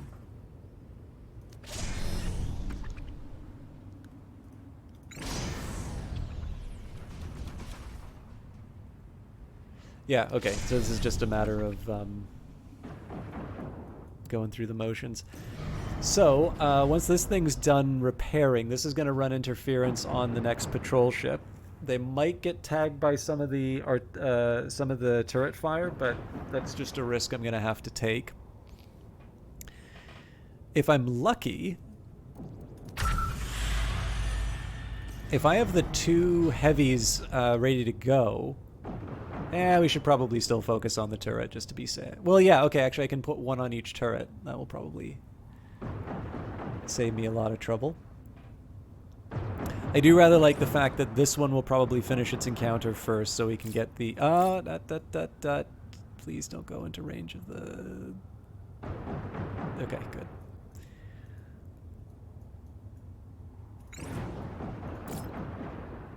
In fact... No, I gotta learn my lesson. If I move away, this guy's gonna run back, and he's gonna be hard to catch.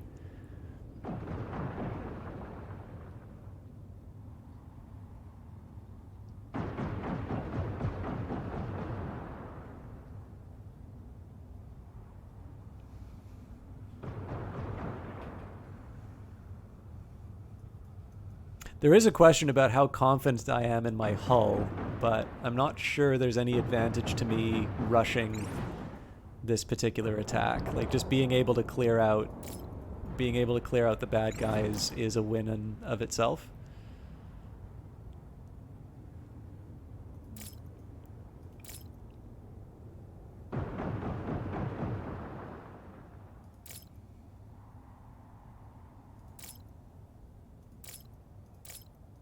Okay, so if I can...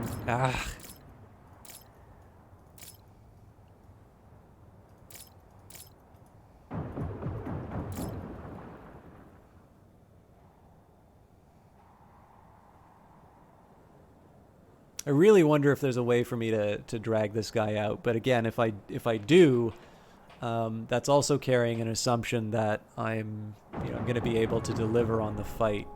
That's not so clear. So we're going to do the repair.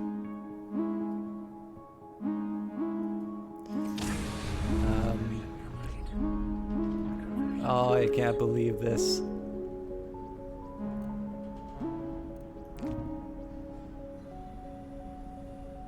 Okay, I don't get it. Cannot afford the devices in the blueprint.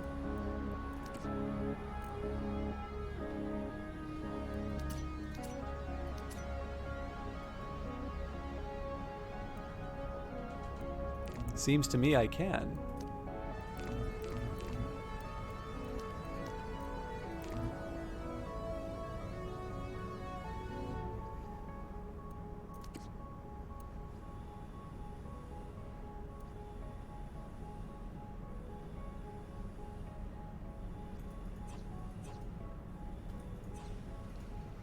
I mean, I'll manually design this again if I have to, but...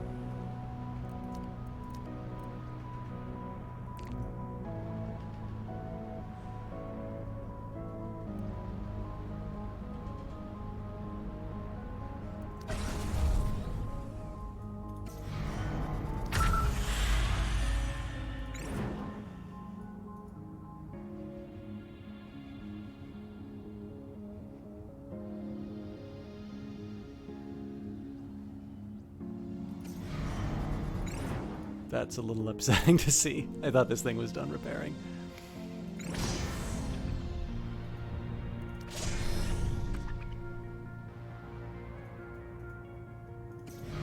come on.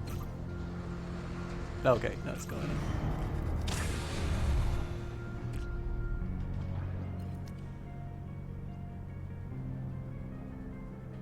So presumably this thing's just gonna be changing, like, depending on what my levels are.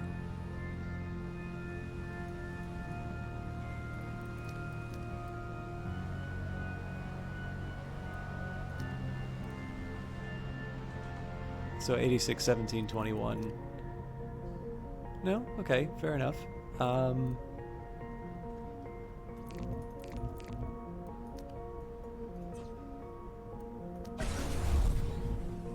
guess the big problem here is I don't know if I'm wasting my time or if I should...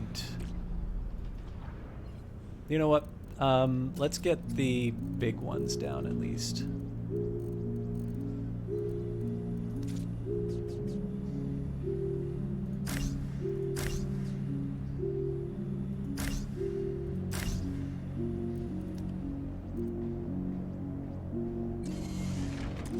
Oh, they're gonna want the...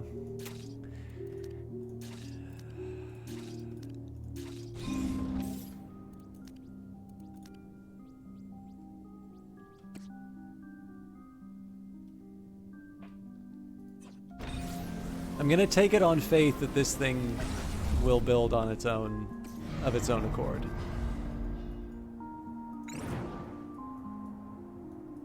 We might still be able to handle it with just the one, with like the one janky hammer anyway. But obviously I built that hull assuming that I would be able to, you know, I'd be able to make that thing sing. I guess I have more crew that I can build.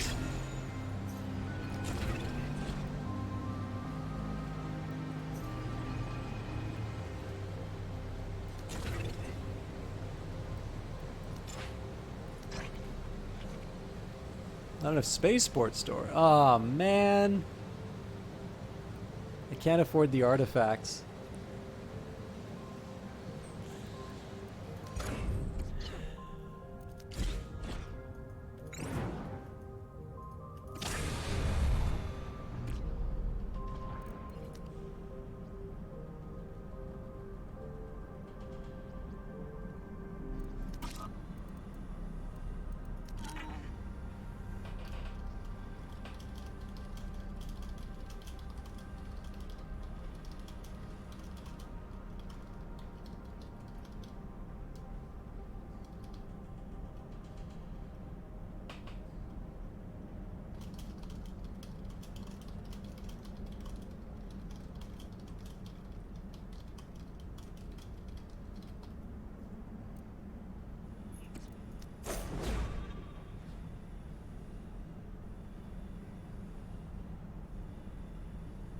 Wait a minute, this is supposed to be the janky hammer.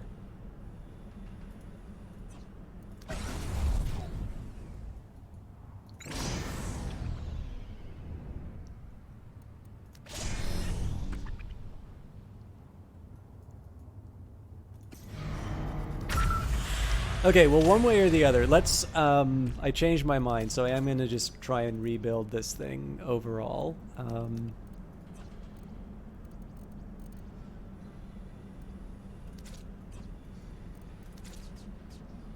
I guess I get to try and put a couple more improvements on, given that I didn't properly account for the engines last time. I also didn't properly account for fuel needs.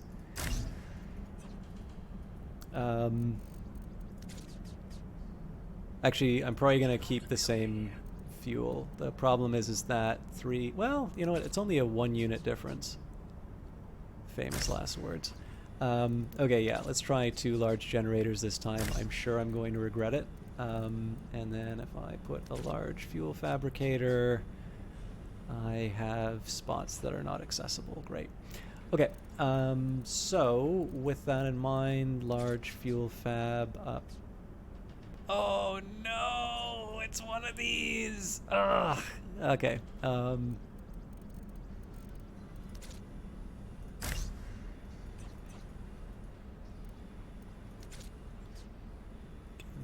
the relays. where I can. I don't think that's going to reach.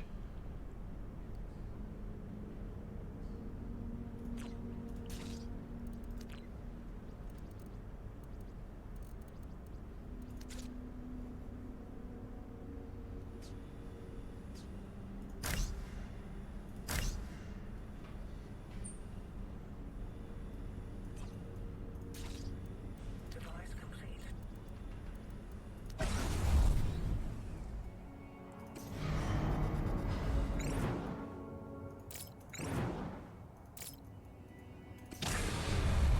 Might as well get some stuff repairing while I wait.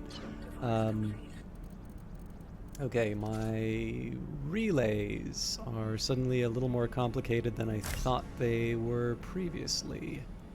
Device complete. Device complete.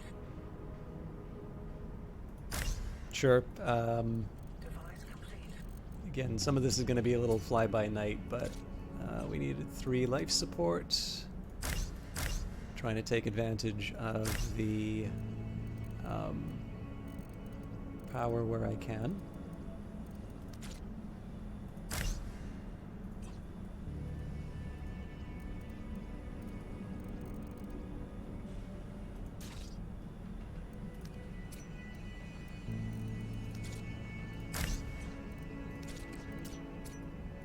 We need 9 crew pods, so 1, 2, 3, 4, 5, 6, 7, 8, 9. Okay, conversion complete is always music to my ears.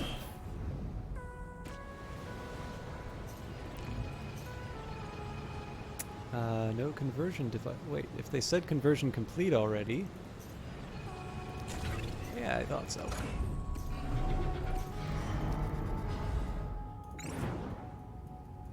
Wow, they're already at 51%. I better get going on this. Device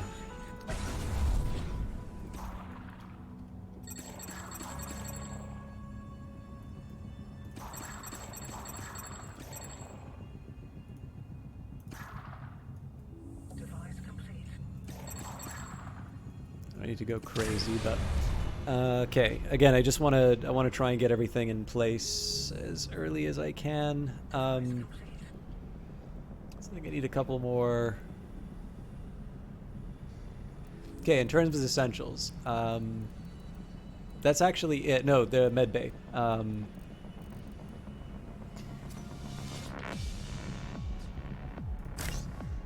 then I think the rest of this is purely a matter of engines and fuel. Okay, so let's deal with the remaining 2 engines. One there. I don't feel great about it, but one here.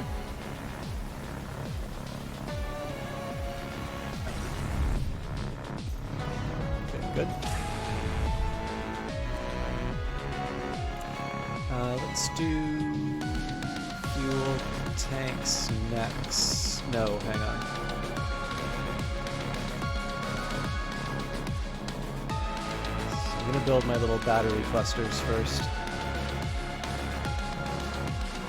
It's been a while since we've had a citizen die.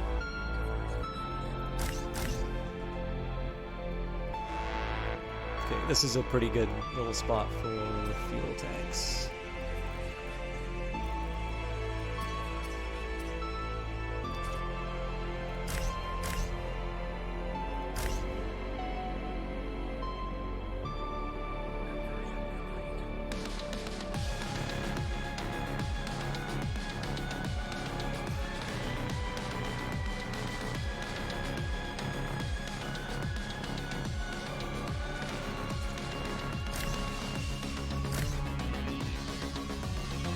Okay, so where I can, I figure the we can stick the extra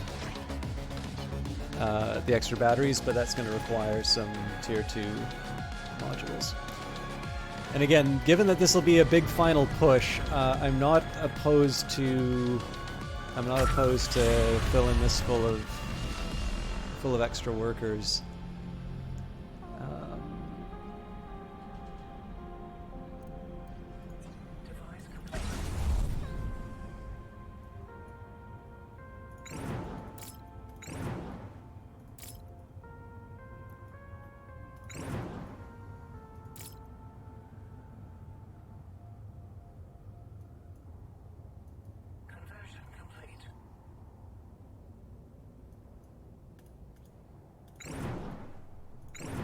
Okay, so here's what we're gonna do. Draw it out with the... That's not the ship I was worried about.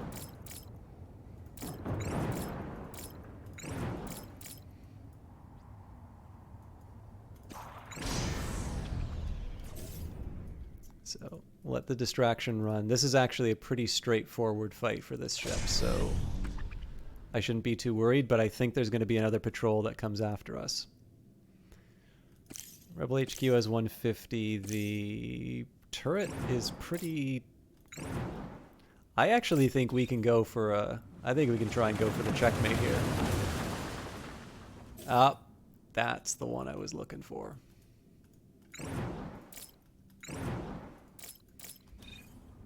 No! Damn it!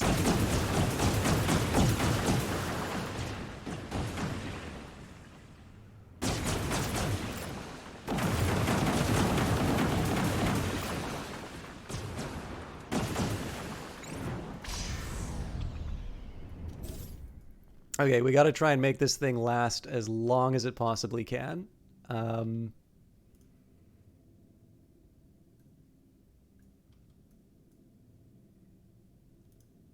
Fortunately, we should be able to at least blunt the... at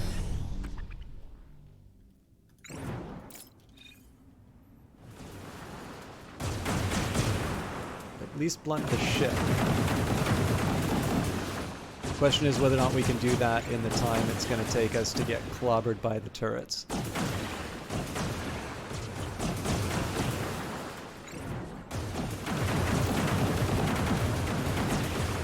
Come on, you gotta be hitting the Rebel HQ. There's no possible way. Okay, I'm just being impatient.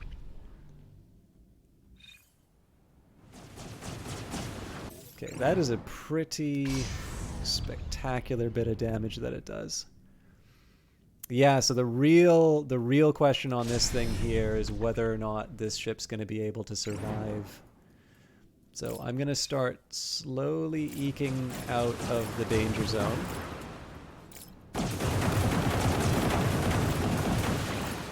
And I suspect, yeah, it looks like they're not chasing, so...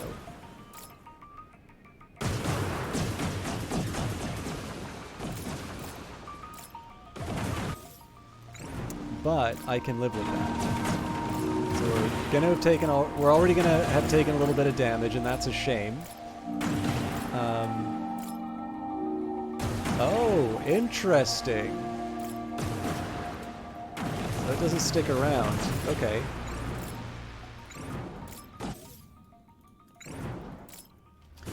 Well, that's useful in its own way.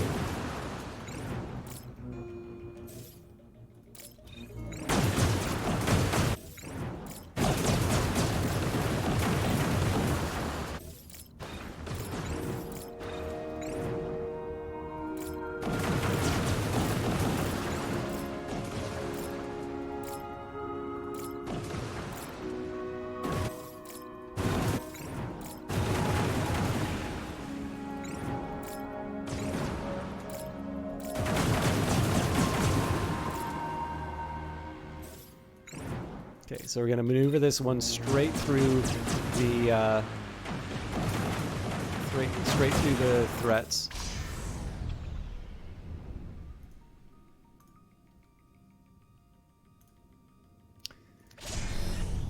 So here's the big trick. I got to make sure that I'm out of the range of the level 3 turrets.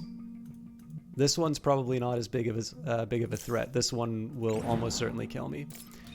So, and as long as I don't break that tether.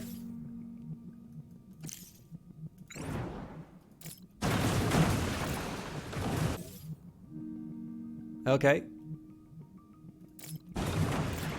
Perfect. So this thing's going to take a lot of damage, but I'm going to bet you that we kill the Rebel HQ before it matters.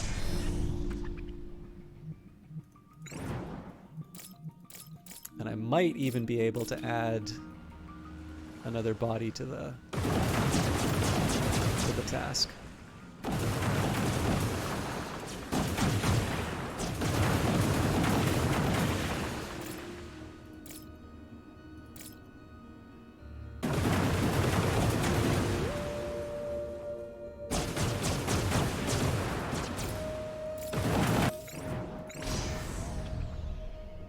Okay, good. I was gonna say, if this is interrupting the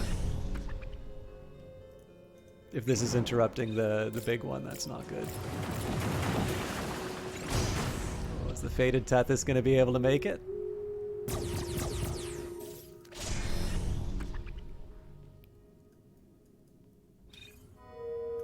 The big hits that it's taking, but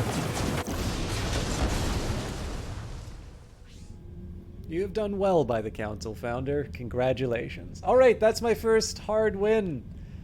This was the story of Lark Enterprises. 20 hours, 22 minutes, 18 seconds of game time, 9 hours, 21 minutes, 1 second of real time. We have a market cap of, I believe that is 4,753,934,336 credits.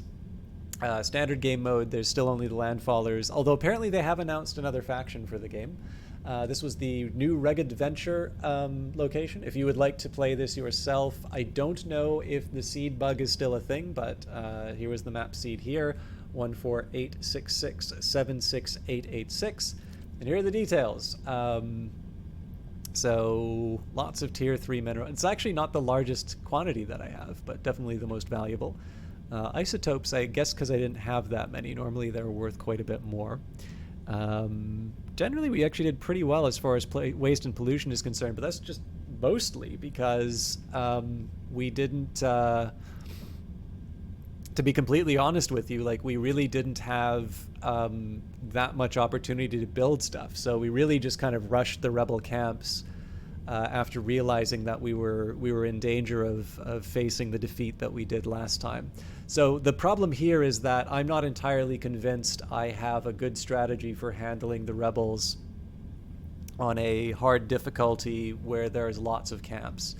You know, we tried one where it was the largest number of rebel camps possible, and we clearly got clobbered.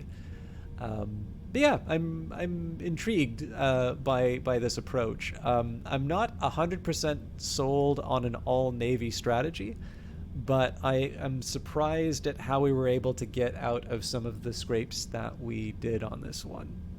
So I definitely think I need to... I don't know if I'm going to avoid building defensive turrets in future. I think probably they are quite helpful. But if this is the sign of things to come on harder difficulty levels, I sometimes wonder if the trade-off in terms of the resources that it will cost you relative to the aggressiveness of the rebels, I sometimes wonder if building a big, expensive, fixed defensive structure like that is worth it, or if you should just try and redirect those resources towards ships, and then just, you know, focusing on your micro a little bit. Anyways, as always, this is a fun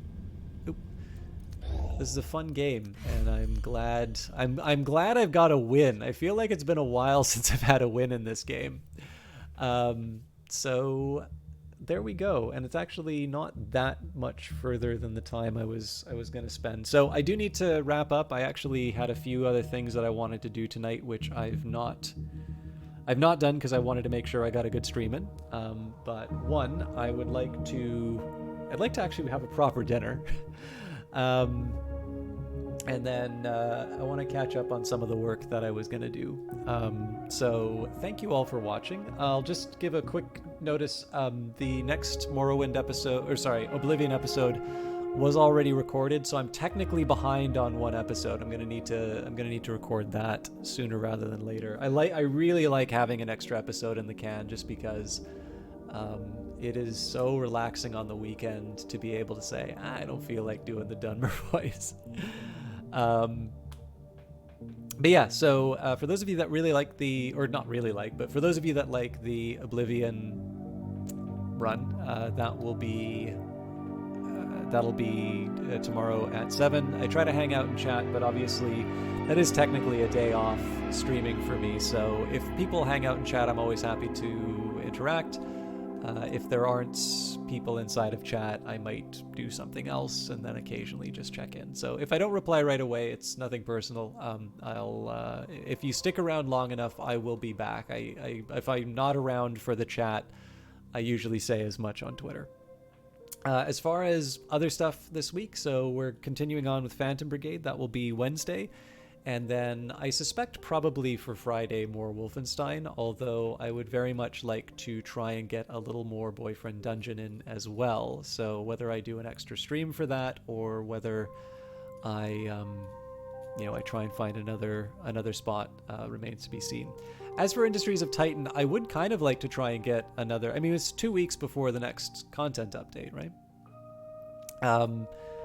I'd like to try and get some more of it in, but I feel like if I start a new... session, then we're just going to have a corrupted save, or not a corrupted save, but like an outdated save for the next one. So if I don't do anything before the next content update, I'll just take the win and, and call, wait for the new update to clobber me. But for those of you interested in Brace Yourself games, obviously Phantom Brigade is is by the same developer. So, that'll keep on going for Wednesday.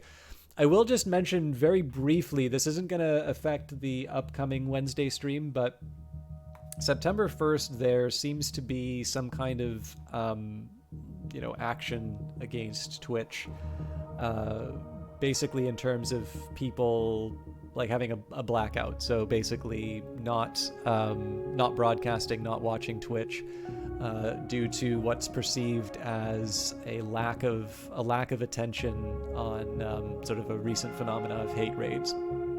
So I have a few thoughts about this thing. I think one thing to keep in mind is that I am always worried that these kinds of things give companies more data about how little the influence of these sorts of movements are. The good example of this would be people's protests for the Blitzchung ban in Hearthstone. That didn't seem to really change anything at Blizzard. And in fact, what it did allow them to do was to quantify how little that impact was, which makes me wonder that if they had to do it all again, would they roll back the way that they did? But I don't think, I don't think efficacy is necessarily if people feel strongly about it and they don't want to stream and they want to show support, I also think they should be able to do that as well. So the thing is that I'm not 100% sure how I feel on the sentiment overall, because I don't know what Twitch is trying to do to address it. I do think Twitch has a rather bad track record of dragging its feet, particularly on these kinds of issues, and I think the frustration is very real. And if it was just a matter of me, I probably wouldn't participate, but at least insofar as I can sort of show some solidarity by not broadcasting, I am thinking of just, taking a day off on September 1st, because the alternative kind of seems to be telling these people who feel very strongly about it that I don't really care, which is not actually true. I think it's a genuine problem, and I do think Twitch should be doing more to address it. And there's plenty of people that have actually shown, how inadequate the tools are. Twitch is saying that we've already given you things, and it is simply not good enough. So that's kind of my balance. I'm not necessarily advocating that you not watch Twitch, but I think given the fact that I don't have anything to particularly pressure me to be broadcasting on that day, I thought maybe it would be the decent thing to at least say, I'll stay on the sidelines. But with that in mind, I have also seen some rhetoric along these on this topic where it's sort of like, if you stream, I'm banning you forever, or like I'm not, I'm blocking you, or that. The thing is that for some people, there are contractual obligations.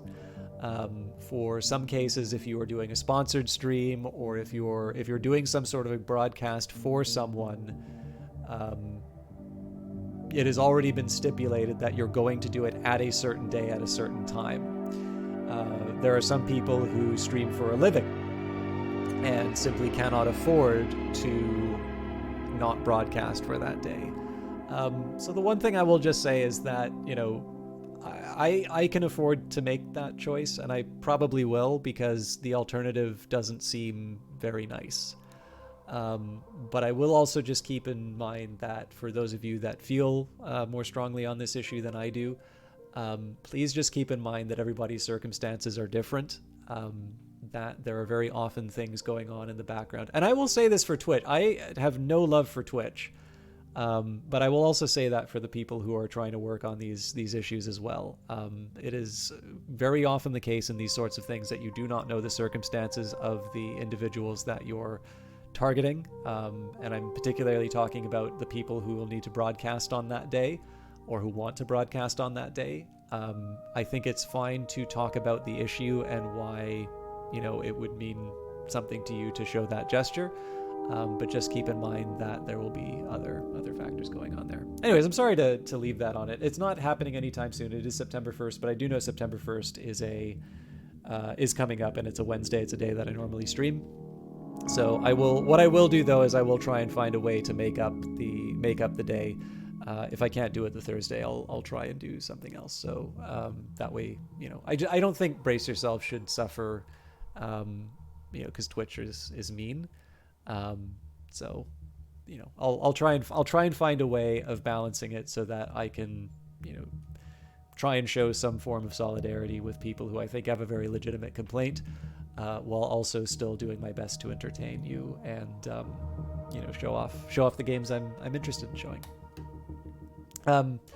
Let me take a second here. I should have been trying to find somebody to host. After Wolfenstein, I suspect probably the next Wolfenstein episode will be a little bit more... I suspect you could draw an intellectual straight line from Omar Bradley at Omaha Beach. Yep. Your streamer's a nerd. Sorry. I'm just trying to find who's online who I can host.